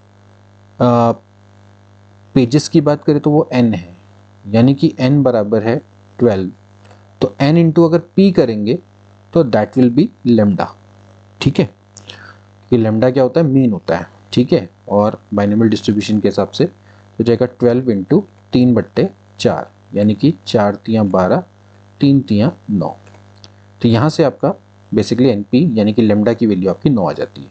तो ये कह रहा है कि probability that in the random sample of 12 pages will have no error, यानी कि कोई भी एरर नहीं होगा, यानी कि जीरो। यहाँ पर प्रोबेबिलिटी ऑफ एक्स बराबर जीरो निकालनी है, तो जाएगा ई की पावर लेमडा की वैल्यू कितनी है -9, और यहाँ पर सो जाएगा लेमडा की पावर 0 बट्टे 0 फैक्टोरियल, सो ई की पावर -9। तो ये तो करेक्ट है, यानी कि ई ऑप्शन दोस्तों आपका क्या हो जाएगा, बिल्कुल करेक्ट हो जाएगा। ध्यान रखना दोस्तों कि जब भी प्रोबेबिलिटी ऑफ सक्सेस लो है, नंबर ऑफ ट्रायल्स काफ़ी लार्ज होता है, तो एनपी जो होता है वो पी लेमडा के बराबर होता है, यानी कि पॉइजन डिस्ट्रीब्यूशन की ओर को ये चला जाता है। ठीक है, इसको ध्यान रखेंगे। तो यहाँ पर हमने पॉइजन डिस्ट्रीब्यूशन का प्रयोग करके इसको इस तरह से निकालना है। इसके बाद probability that the random sample of 1 page will have no error. अब देखिए 1 page have no error is 0, तो क्या वो करेक्ट है? वो आपका बिल्कुल भी करेक्ट नहीं होगा, क्योंकि जैसे 1 पेज होगा तो 1 पेज के केस में n की वैल्यू क्या हो जाएगी, 1 हो जाएगी, लेमडा की वैल्यू हो जाएगी 3/4, and 1 page have no error, यानी कि प्रोबेबिलिटी ऑफ x बराबर 0, ये हो जाएगा e की पावर में -3/4 इंटू लेमडा की पावर 0/0 फैक्टोरियल, तो इसकी वैल्यू e की पावर -3/4 आएगी। ओके, यानी कि e की पावर में 0.75 भी आप कह सकते हैं माइनस में, तो इट इज़ नॉट 0, तो ये तो करेक्ट नहीं है। तो केवल 1 आपका क्या हो जाएगा दोस्तों, यहाँ पर से करेक्ट हो जाएगा। इसके नेक्स्ट क्वेश्चन देखेंगे, लेट x एक रैंडम वेरिएबल है जो कि पॉइजन डिस्ट्रीब्यूशन को फॉलो करता है, such that probability of x बराबर 1, प्रोबेबिलिटी ऑफ x बराबर 2, देन प्रोबेबिलिटी ऑफ x बराबर 0 निकालना। अगेन वी नो दैट अगर प्रोबेबिलिटी ऑफ x बराबर x है तो इसका जो PMF होता है वो होता है e की पावर माइनस लेमडा, लेमडा की पावर x बट्टे x फैक्टोरियल। तो यहाँ पर रख दीजिए इसको। प्रोबेबिलिटी ऑफ x बराबर 1 की हम बात करेंगे तो e की पावर माइनस लेमडा, लेमडा की पावर 1 बट्टे 1 फैक्टोरियल। x बराबर 2 की बात करेंगे तो e की पावर माइनस लेमडा, लेमडा की पावर 2 बट्टे 2 फैक्टोरियल। तो यहाँ से कट जाएगा और यहाँ से जो लेमडा की वैल्यू है वो आपकी 2 आ जाएगी। लेमडा की वैल्यू जहाँ से 2 आ गई, देन आपको प्रोबेबिलिटी ऑफ x बराबर 0 निकालना है। तो ये आपका कितना हो जाएगा, e की पावर माइनस लेमडा, लेमडा की पावर 0 बट्टे 0 फैक्टोरियल। अब 0 फैक्टोरियल और लेमडा की पावर 0 तो 1 हो गया, तो e की पावर माइनस लेमडा आ गया, यानी कि e की पावर -2 आ गया। अब e की पावर -2 आपको गिवन है, कितना है 0.1353, तो यानी कि बी ऑप्शन ही दोस्तों आपका क्या हो जाएगा, बिल्कुल करेक्ट हो जाएगा। ठीक है, so B option is right, 1353 point में it is a right answer. इसका नेक्स्ट क्वेश्चन देखेंगे जो कि आपका डिफरेंशियल इक्वेशन है, उससे है on making the ordinary differential equation free from fractional power the highest derivative occurring in it tell its order। देखिए वैसे ये स्टेटमेंट आपका इनकरेक्ट है, क्योंकि जब ऑर्डिनरी डिफरेंशियल इक्वेशन की बात करें तो उसमें इससे कुछ भी फर्क नहीं पड़ता है कि उसकी जो पावर है वो फ्रैक्शन में है या रेडिकल से या सर्ड से। बेसिकली जब आप डिग्री निकालने जाते हैं तो तब वहां पर इसकी जरूरत पड़ती है। तो हमेशा जब भी आपको ऑर्डर ऑफ डिफरेंशियल इक्वेशन निकालना है तो जो हाईएस्ट ऑर्डर डेरिवेटिव होता है जो उसमें ऑकर हो रहा होता है वही उसके ऑर्डर को बताता है, ठीक है। बट ये जो यहाँ पर इन्होंने डाल दिया ना, इसकी मदद से गलत हो गया है। Equation free from fractional power, इसकी आवश्यकता आपको नहीं है। हाईएस्ट ऑर्डर डेरिवेटिव है, उसका जो ऑर्डर होगा वही आपका क्या होगा, बेसिकली जो उसका ऑर्डर होगा वही क्या होगा, डिफरेंशियल इक्वेशन का ऑर्डर होगा। अब ये सिंपली कह रहा है कि differential equation free from fractional power the highest derivative occurring in its tell its order, no its actually degree. तो यहाँ पर से ये वाला तो गलत है। इसके बाद the general solution of ordinary differential equation of an order n containing n arbitrary constant, तो ये आपका बिल्कुल करेक्ट है। जब आप किसी ऑर्डिनरी डिफरेंशियल इक्वेशन का सॉल्यूशन निकालते हैं और अगर उसका ऑर्डर n है तो उसमें n आर्बिट्रेरी कांस्टेंट होते हैं, तो ये बिल्कुल करेक्ट है। तो पहला वाला तो ऑर्डर को नहीं बताता, वो आपकी एक्चुअली डिग्री को बता रहा है, और दूसरा वाला बिल्कुल करेक्ट है। इसका नेक्स्ट क्वेश्चन देखेंगे। अगेन दोस्तों बहुत अच्छा क्वेश्चन है, आपको बताना है कि इनमें से कौन सा करेक्ट है, ठीक है। ध्यान रखना है कि दोस्तों जहां पर भी समेशन आता है वहां पर डिस्क्रीट डिस्ट्रीब्यूशन होगा, जहां पर इंटीग्रेशन आएगा वहां पर कंटिन्यूअस डिस्ट्रीब्यूशन होगा, ठीक है।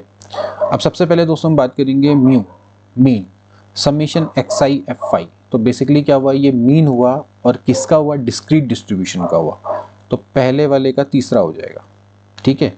तो यहीं से अब अगर आप देखें तो सी ऑप्शन दोस्तों इसका क्या हो जाता है, बिल्कुल करेक्ट हो जाता है, ठीक है। अब यहाँ पर इंटीग्रेशन है मीन, तो mean of the continuous distribution B का सेकंड। ये क्या है, समेशन है, तो डिस्क्रीट डिस्ट्रीब्यूशन किसका, वेरिएंस, बेसिकली वेरिएंस है ये, ठीक है। एंड देन इसके बाद डी यानी कि variance of the continuous distribution. बहुत आसान सा क्वेश्चन था। नेक्स्ट क्वेश्चन देखेंगे दोस्तों जो कि नॉर्मल डिस्ट्रीब्यूशन के हैं, इसमें मोमेंट से रिलेटेड दोस्तों आपका क्वेश्चन आया है। देखिए, for the normal distribution first moment about the origin is 35, second moment about the 35 is 10, and the first 4 central moment आपको दोस्तों बताने हैं। देखिए बहुत अच्छा दोस्तों क्वेश्चन है। सबसे पहले तो दोस्तों नॉर्मल डिस्ट्रीब्यूशन की मैं बात करूं तो नॉर्मल डिस्ट्रीब्यूशन में जितने भी ऑड ऑर्डर मोमेंट होते हैं लाइक μ1, μ3, μ5, μ7, इनकी वैल्यू हमेशा 0 होती है। आप इससे पता लगा सकते थे, देखो μ1, μ3 यहाँ पर 0 नहीं है, गलत हो गया। μ1, μ3 दोनों के दोनों नॉन जीरो है, ये भी गलत है, ये भी गलत है, केवल ये सही दिखा रहा, μ1 0, μ3 0, ये तो पहले ही आपका करेक्ट हो जाता है इतने से, ठीक है। बाकी देखा जाए तो नॉर्मल डिस्ट्रीब्यूशन में μ2 की बात करें तो μ2 बेसिकली क्या होता है, वेरिएंस होता है, ठीक है। देखिए जैसे यहाँ पर साफ साफ दे रखा है, अगर मैं आपको यहाँ पर दिखाऊं, देखिए फर्स्ट मोमेंट अबाउट ओरिजिन के रिस्पेक्ट में आपको दे रखा है फर्स्ट मोमेंट, ठीक है, वो आपको कितना दे रखा है, the first moment about the origin is 35 दोस्तों यहाँ पर आपको गिवन है। तो अबाउट द ओरिजिन अगर आपको फर्स्ट मोमेंट दोस्तों यहाँ पर दिया हुआ है तो ये बेसिकली जब हम बात करते हैं μ1 की, क्योंकि हमें सेंट्रल मोमेंट निकालना है तो सेंट्रल मोमेंट तो 0 ही होगा, हमें निकालना है first moment about the origin, जैसे हम इसको μ1 डैश माने तो ये होता है 1/n समेशन xi, ठीक है। तो ये आपको दोस्तों दे रखा है 35, बेसिकली जिसको हम कहेंगे x बार से हमने प्रेजेंट कर दिया क्योंकि ओरिजिन के रिस्पेक्ट में निकालना है फर्स्ट मोमेंट। इसके बाद फिर आपको कह रहा है सेकंड मोमेंट अबाउट द 35, जैसे कि μ2 डैश है, ये दे रखा है 1/n summation xi minus x बार कौन है 35, तो ये बेसिकली आपको 10 दे रखा है, यानी कि ये आपका क्या है, एक तरह से वेरिएंस है, यानी कि ये आपका सिग्मा स्क्वायर है, ठीक है। तो μ2 सेंट्रल मोमेंट बेसिकली क्या होता है, मीन के रिस्पेक्ट में निकाला जाता है। देखिए मीन इसका कितना है 35। अब होता क्या है कि जब हम सेंट्रल मोमेंट यानी कि पहले की बात करते हैं तो μ1 की बात करते हैं तो ये होता है 1/समेशन xi माइनस x बार, ये होता है। वी नो दैट कि मीन के रिस्पेक्ट में डेविएशन हम इसे निकालते तो कितना आता है, 0 आता है। ये मैं आपको थ्योरी से बता रहा हूँ, ये तो मैंने आपको शॉर्टकट बता दिया, ये आपको थ्योरी से बता रहा हूँ। तो μ1 बेसिकली क्या है, ये x बार आया 35, ठीक है, जो कि ओरिजिन के रिस्पेक्ट में यानी कि 1/n समेशन xi 35 है, तो x बार है, तो आपको पता है कि सेंट्रल मोमेंट हमेशा किसके थ्रू निकलता है, मीन के थ्रू। μ2 क्या होता है, वो होता है 1/n summation x i minus x bar का स्क्वायर। तो ये बेसिकली क्या है, मीन आपका कितना 35, 35 के रिस्पेक्ट का स्क्वायर है, तो उसकी वैल्यू हमेशा क्या होगी, जो ये आई है वो आएगी 10, यानी कि सिग्मा स्क्वायर आपका 10 है। अब जैसे मान लेते हैं मुझे निकालना है, भाई मुझे पता है ऑड ऑर्डर मोमेंट तो 0 है, तो म्यू 3 तो आपका क्या हो जाएगा, 0 हो जाएगा। तो जैसे मुझे म्यू 4 निकालना है, तो म्यू 4 निकालने के लिए कैसे करेंगे, 1 3 इंटू सिग्मा स्क्वायर म्यू 2। तो 1 3 यानी कि 1 इंटू 3 एंड देन सिग्मा का स्क्वायर यानी कि the second moment about 35, it is मतलब सिग्मा की पावर 4, ठीक है। तो ये हो जाएगा 10 का स्क्वायर, यानी कि दोस्तों ये कितना होता है 300 हो जाता है ये। तो ऐसे करके इसको निकालते हैं। अभी इसमें थोड़ा सा दोस्तों आपकी लंबी थ्योरी है, ऐसे फिर आपको म्यू 6 निकालना होता है, तो 1 3 5 फिर सिग्मा की पावर 6 ऐसे करके आगे बढ़ता है, ठीक है। तो इस तरह से दोस्तों हम इसको फाइंड आउट कर सकते हैं। इसका नेक्स्ट क्वेश्चन देखेंगे, for what value of A and B the differential equations are exact. ध्यान रखना दोस्तों कि अगर हमारे पास M D x plus N D Y की differential equation of first order and first degree की, तो इसमें del N upon del Y बराबर होना चाहिए del N upon del X, तब जाके दोस्तों क्या बनती है, एग्जैक्ट बनती है। तो आपने सिंपली क्या करना है, इसको वाई के रिस्पेक्ट में देखिए, एम कितना है, वो है A Y square plus X की पावर 8, और एन कितना है, वो है वाई की power 8 minus Y plus B X Y. आपको निकालना है del M upon del Y, यानी कि दिस इज 2ay, और डेल एन अपॉन आपको निकालना है डेल एक्स, यानी कि बी वाई। सो ये आपके दोनों बराबर होंगे, यानी कि 2ay बराबर हो जाएगा बी वाई। तो यहाँ से कट गया, तो b बराबर होना चाहिए ट्वाइस ऑफ a, या ट्वाइस ऑफ a बराबर होना चाहिए b। तो for all a is the a comma b is the element of r, 2a क्या होना चाहिए, b के बराबर होना चाहिए। तो तभी दोस्तों क्या होगी, एग्जैक्ट होगी। इसके नेक्स्ट क्वेश्चन देखेंगे दोस्तों, जो कि आपका लैग्रेंज ऑक्सिलरी इक्वेशन से दोस्तों संबंधित प्रश्न है, और ये पार्शियल डिफरेंशियल इक्वेशन का क्वेश्चन है दोस्तों। यहाँ पर से आपको क्या दे रखा है, देखिए M Z minus N X N Y P plus N X minus L Z Q बराबर है L Y minus M X. तो हम दोस्तों इसको क्या करेंगे, सबसे पहले ऑक्सिलरी इक्वेशन में कन्वर्ट करेंगे एल ए ई में। तो क्या हो जाएगा दोस्तों, ये बेसिकली ये है पी पी प्लस क्यू, मतलब क्यू क्यू बराबर आर, ठीक है, इस तरह से लिख लेते हैं, बराबर आर है। उसको करने का तरीका क्या होता है दोस्तों, हम सिंपली क्या लिखते हैं, डी एक्स अपॉन पी बराबर डी वाई अपॉन क्यू बराबर होता है डी जेड अपॉन आर। ये होती है लैग्रेंज ऑक्सिलरी इक्वेशन। तो यहाँ पर आपको पी का कोफिशिएंट देखना है, ठीक है, वो क्या है, वो है आपका M Z minus N Y, ठीक है। इस तरह से Q का कोफिशिएंट देखेंगे, तो वो है N X minus L Z. ऐसे ही आप यहाँ पर देखेंगे R ये है L Y minus M X, ठीक है। आपको दोस्तों क्या करना है, इनको सॉल्व करना है। अब इनको सॉल्व करने के लिए हम इसको किस तरह से सॉल्व कर सकते हैं, ये आपने दोस्तों यहाँ पर से देखना होगा। तो अगर हम एक काम करें, हमने सिंपली क्या करना है, L से ऊपर नीचे मल्टीप्लाई, M से ऊपर नीचे मल्टीप्लाई और N से ऊपर नीचे मल्टीप्लाई, और इनको अगर मैं ऐड कर दूं, ठीक है, तो मुझे क्या मिलेगा, देखिए मैं यहाँ पे काम करता हूँ, L D x plus M D Y plus N D Z करता हूँ। नीचे यहाँ पर ऐसे L से मल्टीप्लाई करेंगे तो L M Z minus L N Y plus M N X minus M L Z plus N L Y minus M N X. तो देखिए ये कैंसिल आउट हो गया, ऐसे ही ये कैंसिल आउट हो गया, ये कैंसिल आउट हो गया, तो नीचे क्या आता है, जीरो आ जाता है। जीरो आ जाता है तो इसका मतलब है कि L D x plus M D Y plus N D Z है, ये जीरो है। तो इंटीग्रेशन कर देंगे तो हो जाएगा L X plus M Y plus N Z बराबर हम मान लेते हैं एक फंक्शन सी मान लेते हैं, ठीक है, इस तरह से। अब ऐसे ही मतलब कांस्टेंट हो गया। ऐसे ही दोस्तों फिर दोबारा से यहाँ पर आ जाते हैं, यही काम हम क्या करते हैं एक्स वाई जेड से करते हैं। मतलब कहने का मतलब है कि एक्स से ऊपर नीचे मल्टीप्लाई, तो X D x plus Y D Y plus Z D Z कर देते हैं।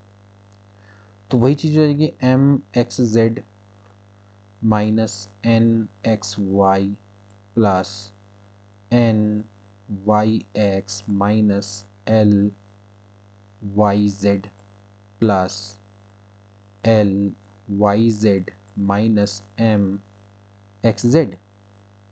तो ये आपके कैंसिल आउट हो जाएंगे दोस्तों सारे के सारे।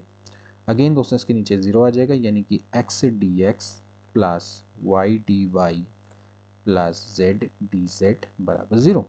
इसको इंटीग्रेट करेंगे तो आप इसको लिख सकते हैं एक्स स्क्वायर बट्टे दो प्लस वाई स्क्वायर बट्टे दो प्लस जेड स्क्वायर बट्टे दो बराबर आप C2 लिख लो, क्योंकि बट्टे दो इधर ले आएंगे, ठीक है। तो इन दोनों को कंबाइंडली हम कैसे लिख सकते हैं, L X plus M Y plus N Z बराबर हो जाएगा five X square plus Y square plus Z square. तो ये इसको सॉल्व करने का वे रहता है, ठीक। तो यहां से अगर देखेंगे तो ऑप्शन नंबर जो ए है वो आपका दोस्तों क्या हो जाएगा, बिल्कुल करेक्ट हो जाएगा। इसका दोस्तों नेक्स्ट क्वेश्चन देखेंगे, partial differential equation obtain from z बराबर है X Y F X square plus Y square. अब बेसिकली दोस्तों इसमें हमें क्या करना है, इसमें से F X square plus Y square को एलिमिनेट करके हमें इसकी पार्शियल डिफरेंशियल इक्वेशन बनानी है। सबसे पहले हम क्या करेंगे, z बराबर है X Y plus F X square plus Y square है, इसको हम पार्शियली डिफरेंशिएट करेंगे विद रिस्पेक्ट टू x। तो डेल जेड अपॉन हो जाएगा डेल एक्स बराबर हो जाएगा y plus this is F dash X square plus Y square into 2x, ठीक है। दिस इज p, इसको हम p से प्रेजेंट करते हैं।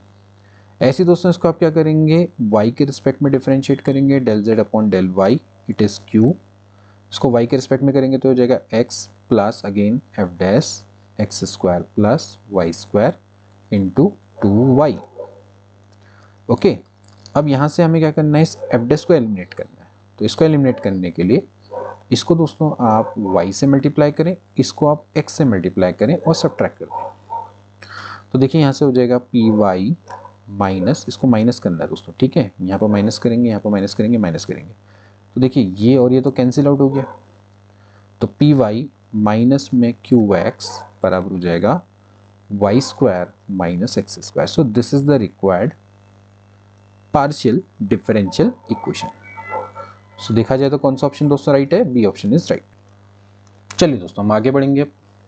अब देखिए नेक्स्ट दोस्तों, ये बेसिकली क्या है दोस्तों, classification of second order partial differential equation का क्वेश्चन है, ठीक है।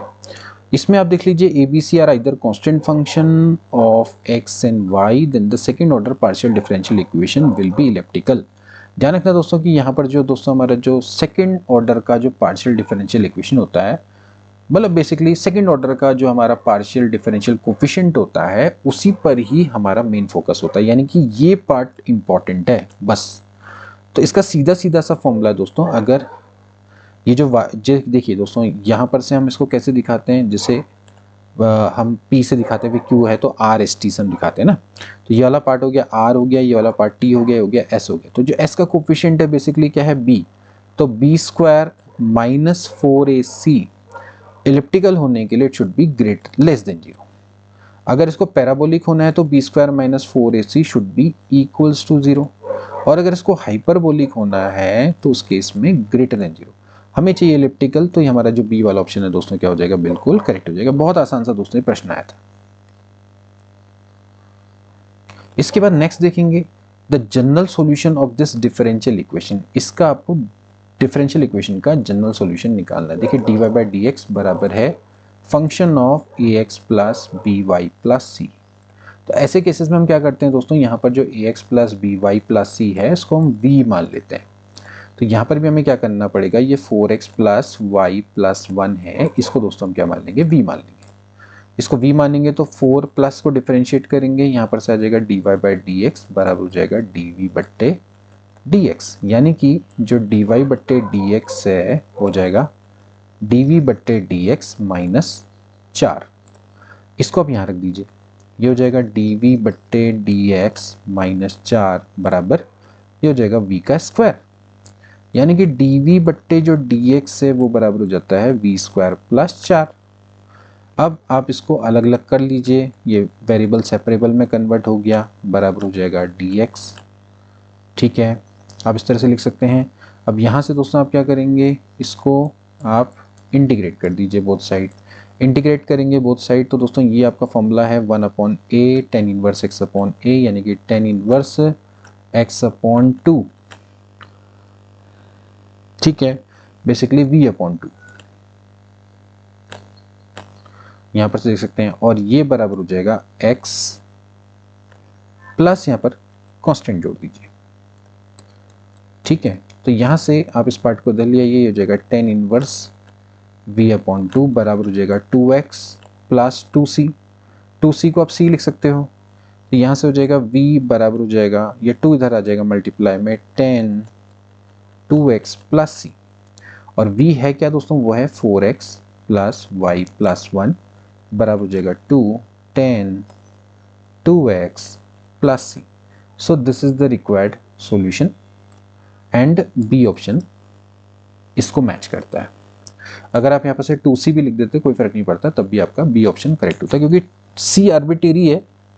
आर्बिट्रेरी का मतलब ये होता है कि स्वैच्छिक, तो उसकी कोई भी वैल्यू हो सकती है, तो उसको आप कांस्टेंट ही बना सकते हैं। बस c अगर उसको किसी कांस्टेंट से मल्टीप्लाई करेंगे अगेन कांस्टेंट ही आएगा। इसके बाद नेक्स्ट क्वेश्चन देखेंगे, the general solution of the differential equation. आपको क्या करना है, इस डिफरेंशियल इक्वेशन का जनरल सॉल्यूशन निकालना है। इस क्वेश्चन को अगर आप ध्यान से देखें दोस्तों, तो ये आपकी लीनियर डिफरेंशियल इक्वेशन की फॉर्म में, आप इसको थोड़ा प्रॉपर वे में लिखिए। यहाँ पर सबसे पहले आप एक काम करिए, x प्लस 2y³ है, यहाँ पर से आप इसको इधर लिए, जाएगा y into d x upon d y, इस तरह की फॉर्म में इसको लिख सकते हैं। यहाँ से आप एक काम करें, dx अपॉन dy है, इसको आप y से डिवाइड कर दीजिए, तो जाएगा x upon y plus this is 2y square. अब इसको इधर ले आइए तो हो जाएगा dx अपॉन dy माइनस में x अपॉन y बराबर हो जाएगा 2y स्क्वायर। अब ये दोस्तों आपकी कौन सी है, ये आपकी लीनियर डिफरेंशियल इक्वेशन है first order and first degree की। तो सबसे पहले आप क्या निकालेंगे, इसका IF इंटीग्रेटिंग फैक्टर, तो हो जाएगा e की पावर इंटीग्रेशन p dy। अब p कितना है दोस्तों, वो ये है -1/y dy, so it will B e की पावर में माइनस में log y, यानी कि this is nothing but 1/y। तो अब 1/y यहाँ पर आ गया, आपने क्या करना है, इसका सॉल्यूशन निकालना। सॉल्यूशन क्या हो जाएगा, x इंटू इंटीग्रेटिंग फैक्टर यानी कि 1/y बराबर integration 2y square into integrating factor dy plus c।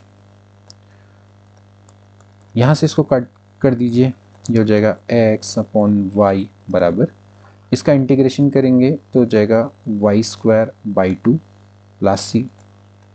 इसके बाद इसको मल्टीप्लाई में ले जाइए यहाँ से, तो x बराबर हो जाएगा y³ प्लस cy, तो y³ plus cy is the right answer, ये ऑप्शन इज करेक्ट।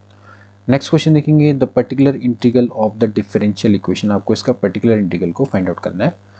ये है आपका differential equation of with constant coefficient, है ना,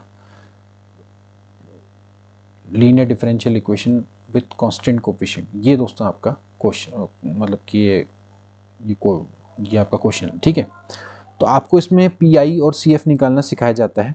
हमें दोस्तों यहाँ पर क्या निकालना है, PI निकालना है। तो PI निकालने के लिए सबसे पहले आप इसको फॉर्म में कन्वर्ट करें। देखिए इसको आप लिख सकते हैं d square minus 3d plus 2 into y बराबर e की पावर 5x, इस तरह से हम इसको लिख सकते हैं। ठीक है, यानी कि अगर मुझे PI निकालना है तो it is 1/d square minus 3d plus 2 e की पावर 5x। ठीक है, अब यहाँ पर अगर आप ध्यान से देखें तो ध्यान रखना है कि दोस्तों जब भी आपके पास e की पावर ax अपॉन fd है and fa is not equals to 0, तो पी आई डायरेक्टली दोस्तों क्या हो जाता है, डायरेक्टली ई की power x upon F A के बराबर हो जाता है। तो यहाँ पर आपने सिंपली क्या करना है कि यहाँ पर डी की जगह पे 5 रख दीजिए। तो डी की जगह पे अगर आप 5 रख देंगे तो 5 पंजे 25 माइनस 15 प्लस 2, यानी कि ई की पावर 5x बट्टे 12 हो जाएगा, डायरेक्टली राइट आंसर। कोई भी यहाँ पर दिक्कत नहीं, तो बहुत आसान सा ये प्रश्न था। डी ऑप्शन दोस्तों क्या हो जाएगा, बिल्कुल करेक्ट हो जाएगा।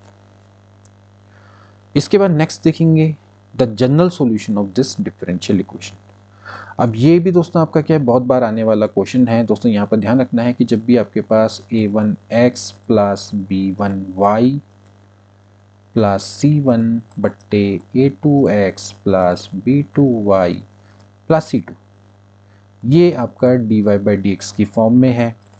तो अगर a1 बट्टे a2 बराबर b1 बट्टे b2 आ जाता है, तो इस केस में आप जो कॉमन इसमें से आएगा, या बेसिकली जैसे a1x प्लस b1y बराबर v मान लेंगे, ठीक है।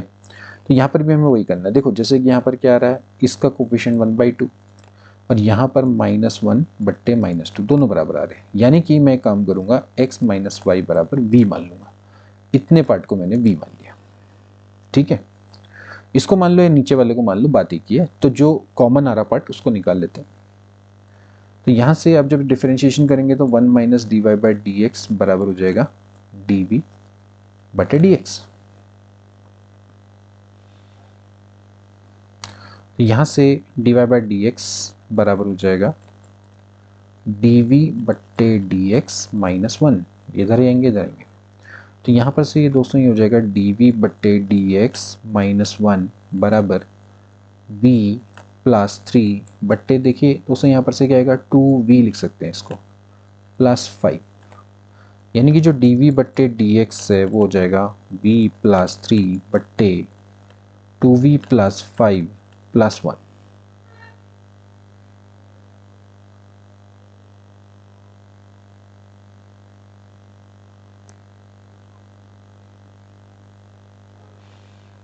ठीक है,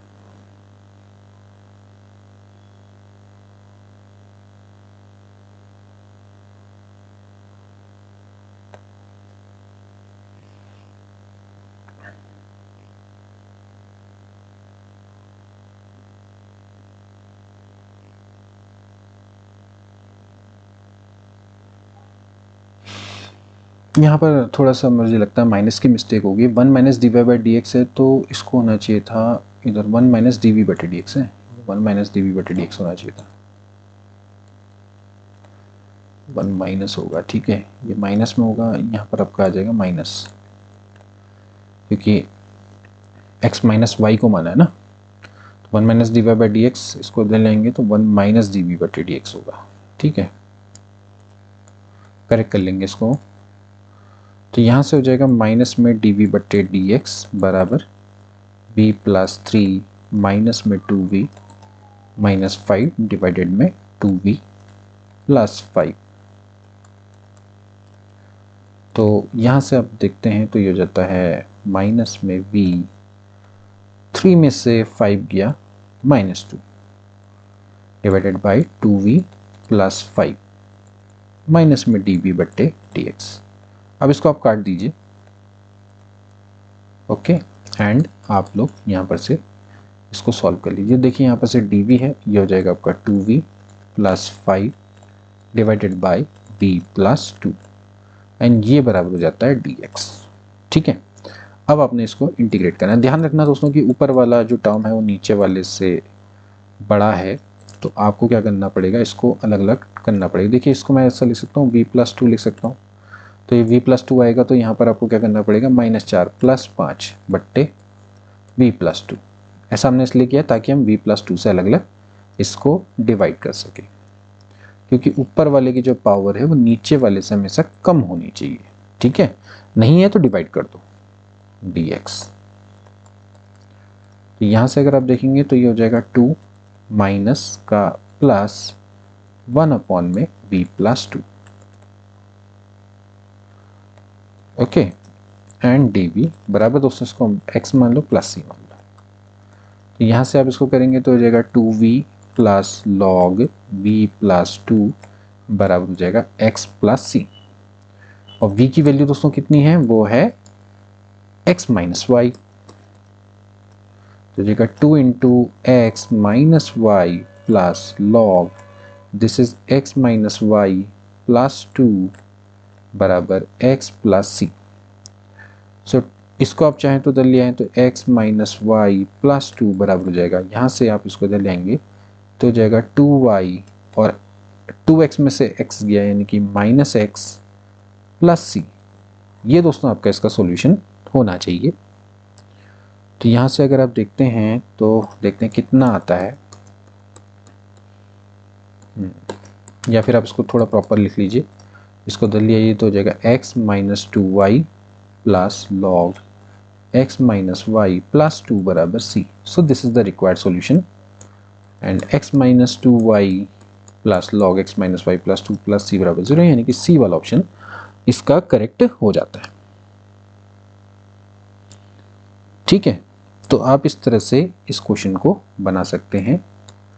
ठीक, तो x minus 2y plus log x minus Y plus 2 plus c plus 2 बराबर c, this is the right answer. Again इसके बाद आपको क्या करना है, इसका जनरल सॉल्यूशन फाइंड आउट करना है, इसका जनरल सॉल्यूशन क्या रहा होगा। अब अगेन इस एक को अगर आप ध्यान से देखें तो ये आपको फिर से आपको इस तरह की फॉर्म में बनाना पड़ेगा। पहले आप इसको अगेन dx अपॉन dy की फॉर्म में कन्वर्ट करें, तो ये कितना हो जाएगा दोस्तों, हो जाएगा x cube y cube minus में एक्स वाई, साफ साफ यहाँ पर इस तरह से बन के आ रहा है। तो अब सबसे पहले हमें क्या करना पड़ेगा, यहाँ पर इसको प्रॉपर फॉर्म में कन्वर्ट करने के लिए, यानी कि हमें इसको रिड्यूस करना पड़ेगा लीनियर डिफरेंशियल इक्वेशन में। ये लीनियर डिफरेंशियल इक्वेशन में रिड्यूस करने वाला दोस्तों क्वेश्चन है, तभी जाके ये हो पाएगा। तो एक काम करते हैं, यहाँ पर से एक्स क्यूब से डिवाइड कर देते हैं।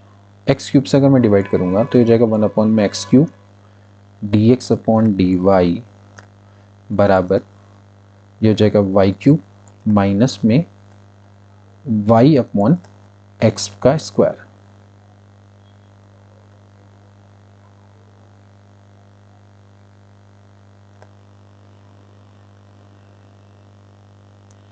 ओके, आपने क्या किया, एक्स क्यूब से यहाँ पर डिवाइड कर दिया। तो अब आप क्या करें, यहाँ पर लिख देंगे 1 upon x cube this is d x upon d y, इसको इधर लेंगे प्लस वाई बट्टे एक्स स्क्वायर बराबर हो जाता है वाई का क्यूब।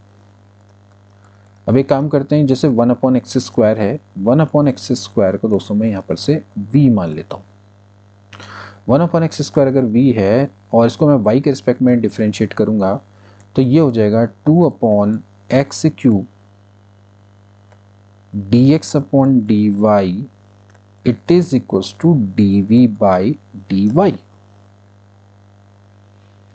ओके, सो यहां से इस पार्ट को इधर ले आइए, 1 upon x cube d x upon d y बराबर हो जाएगा माइनस में 1 upon 2 d v upon d y.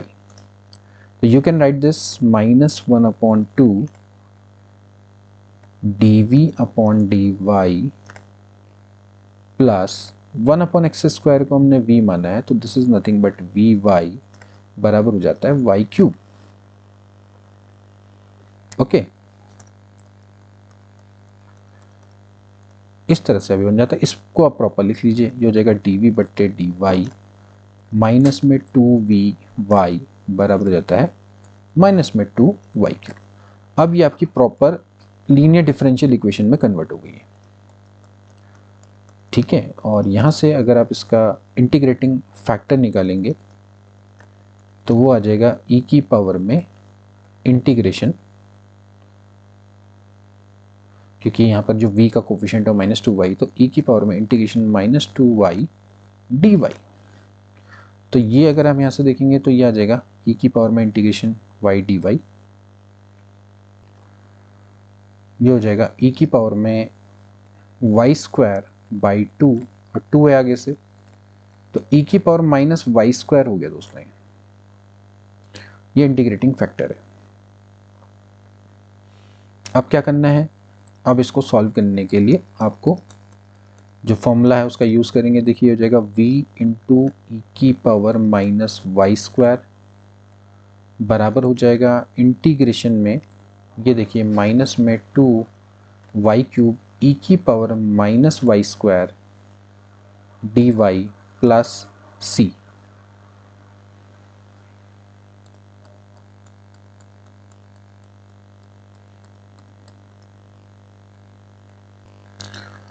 अब इसको दोस्तों हमें सॉल्व करना पड़ेगा। इसको सॉल्व करने के लिए यहाँ पर एक काम करते हैं, देखिए माइनस जो वाई स्क्वायर है उसकी जगह पे मैं टी मान लेता हूँ, तो जगह 2y डी वाई माइनस में इक्वल्स टू हो जाएगा डी टी। ठीक है, तो देखिए यहाँ पर से हो जाएगा इंटीग्रेशन में, इसको मैं ऐसे लिख सकता हूँ, देखिए माइनस में 2y into y square and e की पावर में minus y square d y. तो यहाँ पर तो आप देख सकते हैं माइनस 2y डी वाई है, उसकी जगह पे तो डी टी आ जाएगा और वाई स्क्वायर की जगह पे माइनस टी हो जाएगा और यहाँ पर आ जाएगा ई की पावर में, देखिए माइनस वाई स्क्वायर है इस तरह से एंड ये हो जाता है आपका डी टी। ठीक है, अब इसके बाद आपने इंटीग्रेशन कर देना है। देखिए वैसे में हम जानते हैं टी ई की पावर टी का जो इंटीग्रेशन होता है वो क्या होता है, ई की power T into T minus one होता है। ठीक है, यानी कि ई की power T into one minus T हो गया है, यानी कि ई की पावर टी का मतलब है ई की power minus y square into ये हो गया वन माइनस में y square, basically one plus Y square हो गया।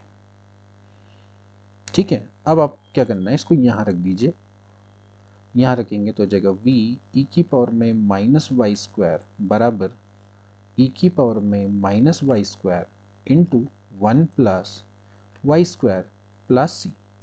ई की पावर माइनस वाई स्क्वायर से यहाँ पर डिवाइड कर दो तो ये हो जाएगा v बराबर one plus Y square plus c e की power y square and what is the value of v, v की वैल्यू है 1/x स्क्वायर, 1/x स्क्वायर। तो 1/x स्क्वायर यहाँ पर रख देंगे, तो 1/x स्क्वायर बराबर हो जाता है 1 plus Y square plus c e की power y square. So this is the required solution. अब ये एग्जाम में आया था क्वेश्चन, हमारा काम है आपको टोटल सॉल्यूशन करवाना। हालांकि इस क्वेश्चन को स्किप किया जा सकता था, इस पर टाइम वेस्ट नहीं करना है ज़्यादा, क्योंकि ये टाइम टेकिंग क्वेश्चन था बहुत ज़्यादा। और बी वाला ऑप्शन दोस्तों इसका क्या होता है, बिल्कुल करेक्ट हो जाता है। इसके संबंध में अगर कोई शॉर्ट ट्रिक मेथड होगी तो मैं आपको बताऊंगा। इसको अगर आप इंटीग्रेटिंग फैक्टर या एग्जैक्ट डिफरेंशियल इक्वेशन की मदद से भी कर सकते हैं, हालांकि उसमें भी बहुत बड़ा इंप्रोवाइजेशन लगाना पड़ेगा। इसका नेक्स्ट देखेंगे order and degree of the differential equation are respectively. तो अभी दोस्तों हमने जैसे पढ़ा था कि भैया हाईएस्ट ऑर्डर डेरिवेटिव दोस्तों यहाँ पर क्या है, तो हाईएस्ट ऑर्डर डेरिवेटिव तो दोस्तों आपका 2 है। ठीक है, अब इसको पहले आप क्या करिए, फ्री करिए फ्रॉम रेडिकल्स एंड साइड से काम करेंगे, बोथ साइड क्यूब कर दीजिए, तो इसकी पावर क्या हो जाएगी, यहाँ पर 3 हो जाएगी और ये हो जाएगा 1 plus d Y by D x का होल स्क्वायर का स्क्वायर हो जाएगा। ठीक है, तो यहाँ पर ये डिफरेंशियल इक्वेशन बन गई एंड इसमें हाईएस्ट ऑर्डर डेरिवेटिव दोस्तों आपका 2 है और इसकी जो पावर है वो कितनी है, 3 है। तो 2 and 3 इसका राइट आंसर हो जाएगा। तो डिग्री निकालने के लिए you have to free the differential equation from any radicals, surds, fractions से आपको इसको मुक्त करना पड़ेगा। Okay, so 2 and 3 is the right answer. इसका नेक्स्ट क्वेश्चन देखेंगे, सॉल्यूशन निकालना है इस डिफरेंशियल इक्वेशन का, और इस डिफरेंशियल इक्वेशन को आप सॉल्व कर सकते हैं बहुत इजीली, क्योंकि ये आपकी सेपरेबल वेरिएबल वाली है इक्वेशन। यहाँ पर से आप साफ साफ देख सकते हैं d Y by D x है। एक काम करिए, यहाँ से d Y by D x है, इसको दोस्तों मैं लिख सकता हूँ ई की पावर वाई इंटू ई की power x plus this is 6x square into e की पावर वाई। ई की पावर वाई से इसको इधर ले आइए तो ई की power minus y D y बराबर हो जाएगा ई की power x plus 6x square into दोस्तों यहाँ पर हो जाएगा डी एक्स। ठीक है, अब यहाँ पर इसको इंटीग्रेट कर दीजिए, ये हो जाएगा ई की पावर माइनस वाई, ये हो जाएगा ई की power x plus 6 into x cube by 3 plus यहाँ पर हो जाएगा सी। अब मेनली आपको क्या करना है, सी की वैल्यू को फाइंड आउट करना है। इसके लिए y0 बराबर 0 दिया हुआ है, यानी कि जब x बराबर 0 है तो y 0 है। ठीक है, रख दीजिए, x की वैल्यू जब 0 है तो y की वैल्यू 0 है, तो ये तो 1 हो जाएगा, ये भी 1 हो जाएगा, plus this is nothing but 2 into 0 c। तो c की वैल्यू दोस्तों आपकी क्या आ जाती है, यहाँ से -2 आ जाती है। इसी की वैल्यू -2 यहाँ पर पुटअप कर दीजिए, तो यहाँ से दोस्तों आपका जो आंसर है वो आ जाएगा e माइनस वाई प्लस ई की पावर एक्स प्लस बराबर, या चलो इसको देखें, बराबर हो गया है प्लस 2x³ -2। तो यहाँ से अगर आप देखें एग्जैक्टली ये बनता है ई की पावर एक्स प्लस ई की power -y plus 2 into x³ -1, ये बराबर 0 था, ये पहले बराबर में थे, बराबर 0, बराबर किस तरफ ले आए, बराबर 0 हो गया। तो ये आपका आंसर हो जाएगा, यानी कि बी ऑप्शन इसका करेक्ट है। ठीक, तो आप इस तरह से इसको बना सकते हैं। नेक्स्ट देखेंगे, with reference of the solution of differential equation, आपको बताना है कि इसका जो सॉल्यूशन है वो क्या होगा। ठीक है, आप इसको सॉल्व करिए और इसका सॉल्यूशन देखिए कि भाई इसका सॉल्यूशन क्या हो सकता है। यहाँ पर दिया हुआ x² minus y² dx plus 2xy dy बराबर 0, जहाँ पर आपको y1 बराबर दिया हुआ है, y1 बराबर 1 दिया हुआ है। ठीक है, तो अगर मैं इसको ध्यान से देखूं तो क्या दोस्तों ये बन सकता है, देखिए x² माइनस y², यहाँ पर है dx प्लस 2xy, यहाँ पर है dy इक्वल्स 0, यहाँ पर y1 बराबर आपको 1 दिया हुआ है। इस क्वेश्चन को दोस्तों वैसे तो हम होमोजीनियस डिफरेंशियल इक्वेशन की मदद से दोस्तों सॉल्व कर सकते हैं। आपको याद होगा जिसमें हम y बराबर vx करके रखते हैं। ठीक है, मैं चाहूँगा कि थोड़ा सा इसको एक सिंपल अच्छी मेथड से सॉल्व किया जाए। एग्जैक्ट डिफरेंशियल इक्वेशन से दोस्तों अगर मैं इसको सॉल्व करूँ तो देखिए x² माइनस y², यहाँ पर से dx है, मतलब मैं इंटीग्रेटिंग फैक्टर वाली जो मेथड है उससे दोस्तों मैं इसको करूँगा, वो ज़्यादा बेटर मुझे लगता है कि वो बन पाएगा यहाँ पर। ठीक है, एंड ये हो गया आपका 2xy dy बराबर है 0। इंटीग्रेटिंग वेक्टर वाली मेथड से मैं काम करता हूँ, x² यहाँ पर dx लिख देता हूँ तो ठीक है, माइनस ये हो गया y² dx plus 2xy dy बराबर है 0। अब यहाँ से x² dx है प्लस इधर देखें तो ये है 2xy dy माइनस में y² dx बराबर 0। एक काम करते हैं x² से डिवाइड कर देते हैं, तो देखो जब मैं x² से डिवाइड करूंगा तो ये हो जाएगा 2xy dy minus y² dx बट्टे x² बराबर 0। तो अब अगर आप इसको ध्यान से देखें तो ये आपका है d of y² by x का फॉर्मूला। साफ है, जब आप इसमें लगाएंगे तो बाई नोमेरेटर फिर 2y dy minus y² dx बट्टे x², तो ये काफ़ी आसान हो जाता है इससे। वैसे अगर आप उसे करेंगे तो लंबा बैठता है। अब इंटीग्रेट कर दीजिए तो जाएगा x plus this is y² by x बराबर c मान लेते हैं, यानी कि x² प्लस y² बराबर हो गया cx। अब ये y1 बराबर 1 है, ठीक है, यहाँ से आप c की वैल्यू निकालो, ये 1 है, ये भी 1 है और ये भी 1 है, यानी कि c की वैल्यू 2 है। तो अगर c की वैल्यू 2 है तो भैया ये हो जाएगा x² प्लस y² बराबर 2x, यानी कि देखा जाए तो ये x² माइनस 2x, एक काम करते हैं प्लस 1 करते हैं और यहाँ भी 1 कर देते हैं, तो ये बेसिकली हो गया x माइनस 1 का होल स्क्वायर प्लस y² बराबर 1। यानी कि दोस्तों ये क्या एक सर्किल है जिसका सेंटर है 1,0 पे और इसकी जो रेडियस है वो आपकी 1 है, जैसे कि यहाँ पर साफ साफ दिख रहा है।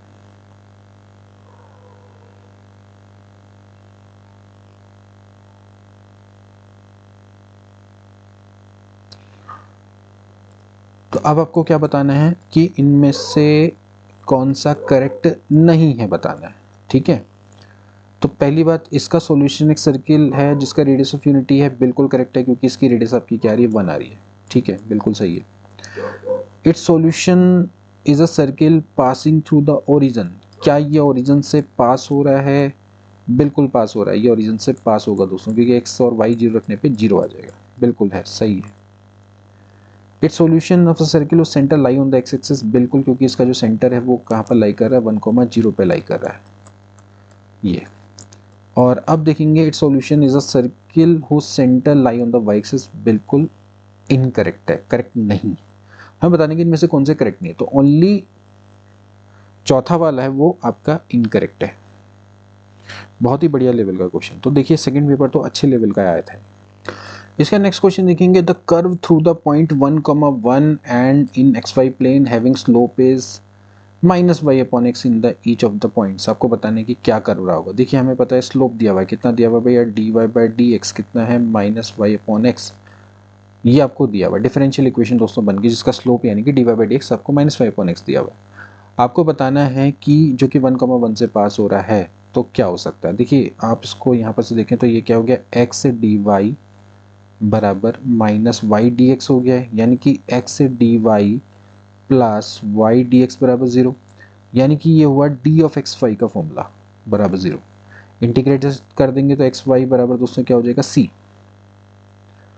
ये आपका कर्व है, ठीक है। अब ये कर्व किससे पास हो रहा है, 1,1 से, यानी कि x बराबर 1 पे y बराबर 1, तो यानी कि 1 बराबर हो गया c की वैल्यू 1 आ गई, यानी कि xy बराबर 1 इज द रिक्वायर्ड कर्व, यानी कि ए ऑप्शन इज राइट।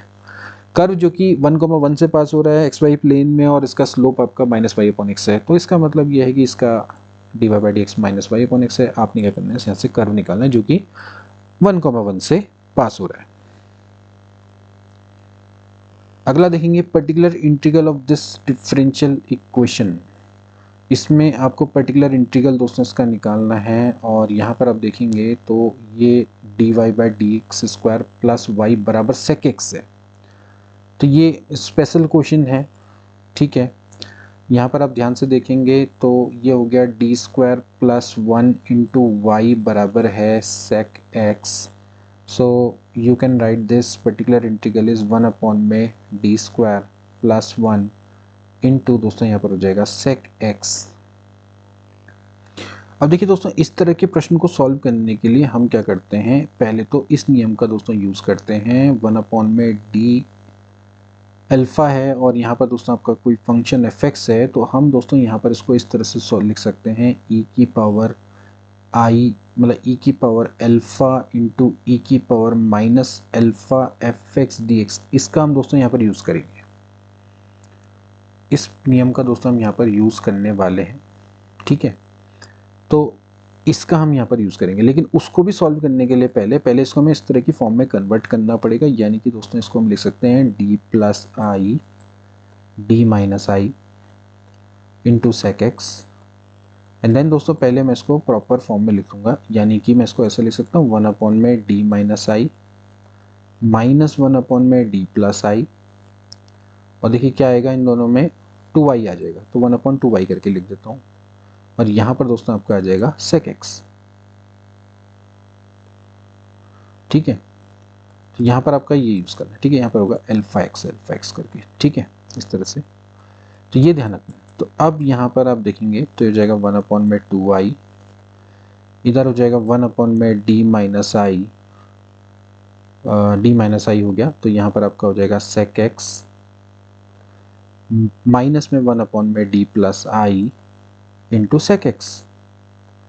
अब हमें क्या करना है दोस्तों, इस नियम का यूज करना है जो ये है e की power alpha x minus e की power alpha x into F x D x, इसका दोस्तों मैं यूज करूंगा, ठीक है।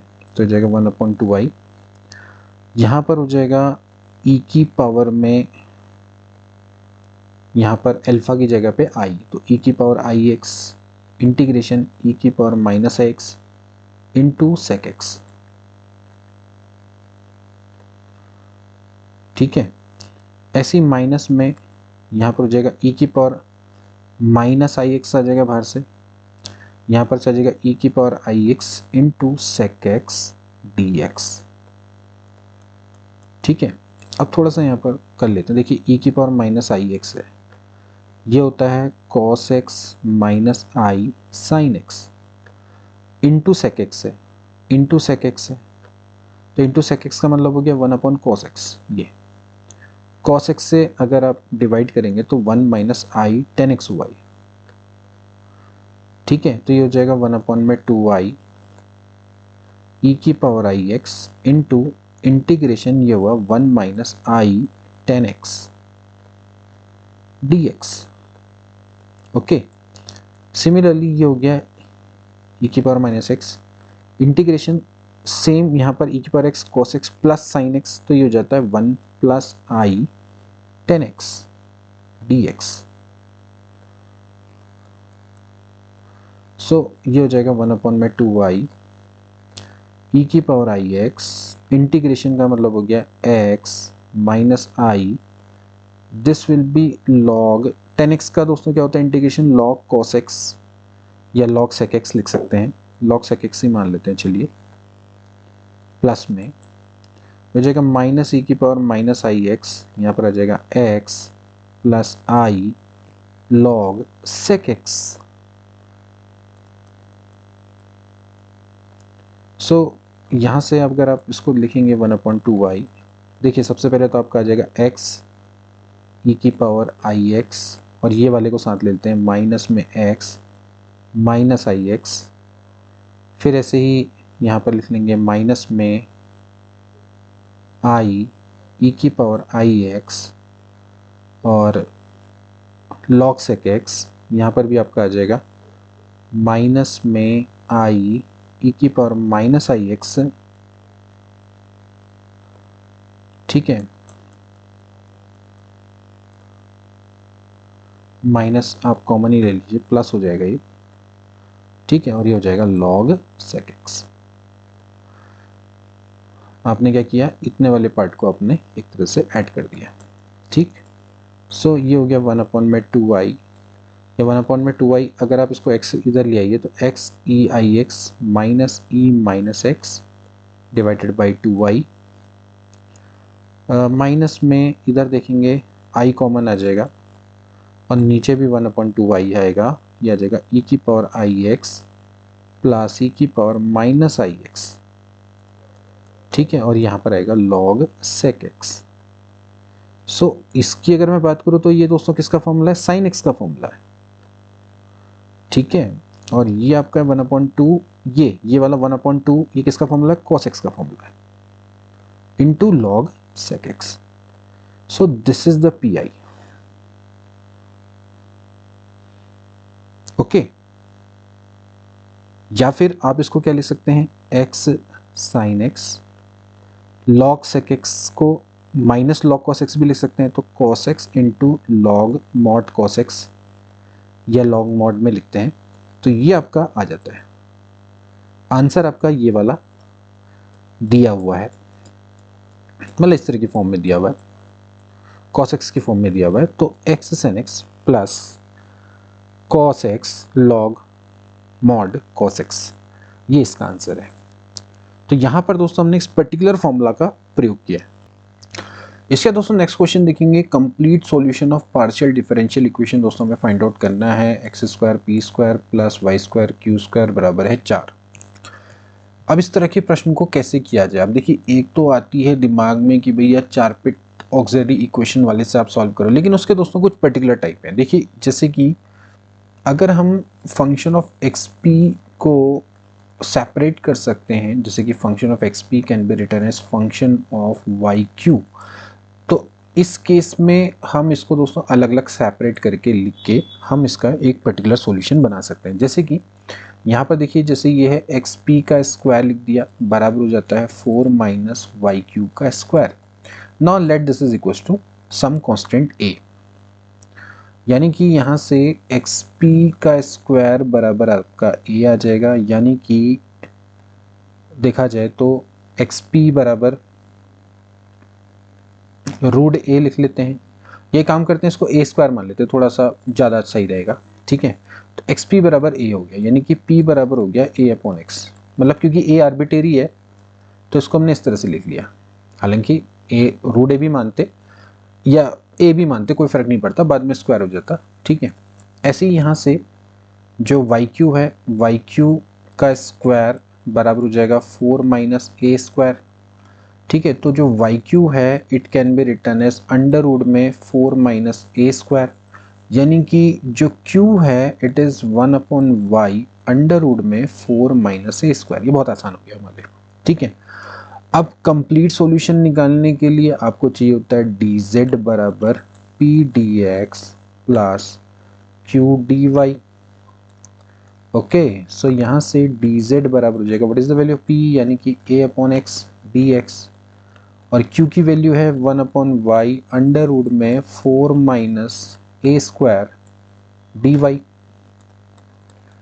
अब इसके बाद इसको इंटीग्रेट कर देंगे तो z बराबर आ जाएगा, यह आ जाएगा a log x plus under root में 4 minus a square log y plus another arbitrary constant यानी कि b। तो इस तरह से आप इसको सॉल्व कर सकते थे। तो यहां से अगर आप देखते हैं तो बी ऑप्शन दोस्तों आपका क्या होता है, बिल्कुल करेक्ट आता है। तो इस तरह से आप दोस्तों इसको बना सकते हैं।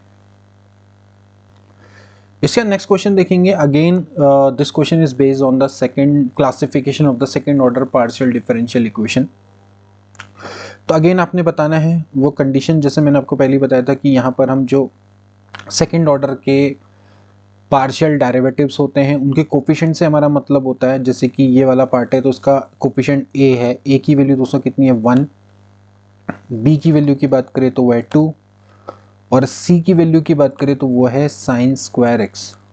तो सबसे पहले तो आप दोस्तों निकालिए बी स्क्वायर माइनस 4ac वो कितना आता है। तो बी स्क्वायर माइनस 4ac की बात करेंगे तो 4 माइनस 4 साइन स्क्वायर x, यानी कि दोस्तों वो आ जाता है आपका 4 cos स्क्वायर x। अब दोस्तों यहां पर से हम कंडीशन देखेंगे। सबसे पहले दोस्तों हम बात करते हैं पैराबोलिक की। पैराबोलिक, तो वी नो दैट पैराबोलिक के केस में बी स्क्वायर माइनस 4ac दोस्तों क्या होता है, 0 हो जाता है, यानी कि 4 cos square x should be 0, यानी कि cos x शुड बी 0। और cos x दोस्तों 0 कब होता है, जब x क्या होता है पाई बाई 2 का ऑड मल्टीपल होता है, यानी कि 2n माइनस 1 कह सकते हैं इंटू पाई बाई 2। तो देखा जाए तो पैराबोलिक का केस में ये वाला तो दोस्तों आपका बिल्कुल करेक्ट है, ठीक है। अब इसके बाद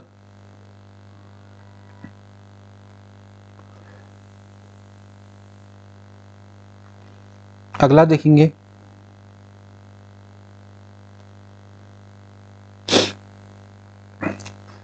तो यहां से अगर मैं देखूं तो ये चौथा वाला तो बिल्कुल एलिमिनेट हो जाता है, क्योंकि it is a parabolic for all value of x, नहीं x की इस वैल्यू के लिए। तो सेकंड वाला करेक्ट है, चौथा वाला इनकरेक्ट है। तो चौथा वाला तो जहां पर भी दिखाई देगा वो तो इनकरेक्ट हो जाएगा, और सेकंड वाला करेक्ट है। तो सेकंड और थर्ड इसको देखना पड़ेगा, और या फिर सेकंड और 1 इन दोनों में से एक करेक्ट आपका होना चाहिए, ठीक है। अब अगर दूसरा केस देखें तो वो है इलिप्टिकल का।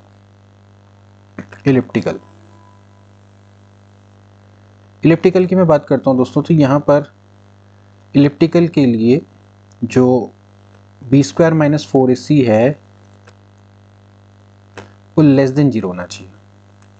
अब यहां से कह रहा है कि भाई 4 cos square x is less than 0, क्या है पॉसिबल है, नॉट पॉसिबल, बिकॉज आप देख सकते हैं दोस्तों कि cos स्क्वायर x से वो स्क्वायर तो कभी नेगेटिव हो ही नहीं सकता, और अगर स्क्वायर कभी नेगेटिव नहीं हो सकता है तो फिर साफ साफ सी बात है कि ये तो पॉसिबल ही नहीं है, ठीक है। ये तो पॉजिटिव नंबर है और साथ ही साथ स्क्वायर है, स्क्वायर तो कभी नेगेटिव हो ही नहीं सकता। तो इलिप्टिकल का तो केस ही पॉसिबल नहीं है, तो इलिप्टिकल होगा ही नहीं, तो ये तो गलत है।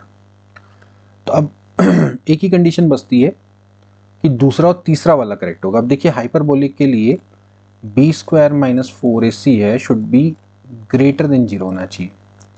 अब ग्रेटर देन 0 के लिए मतलब क्या है कि 4 cos स्क्वायर x को दोस्तों 0 से बड़ा होना चाहिए।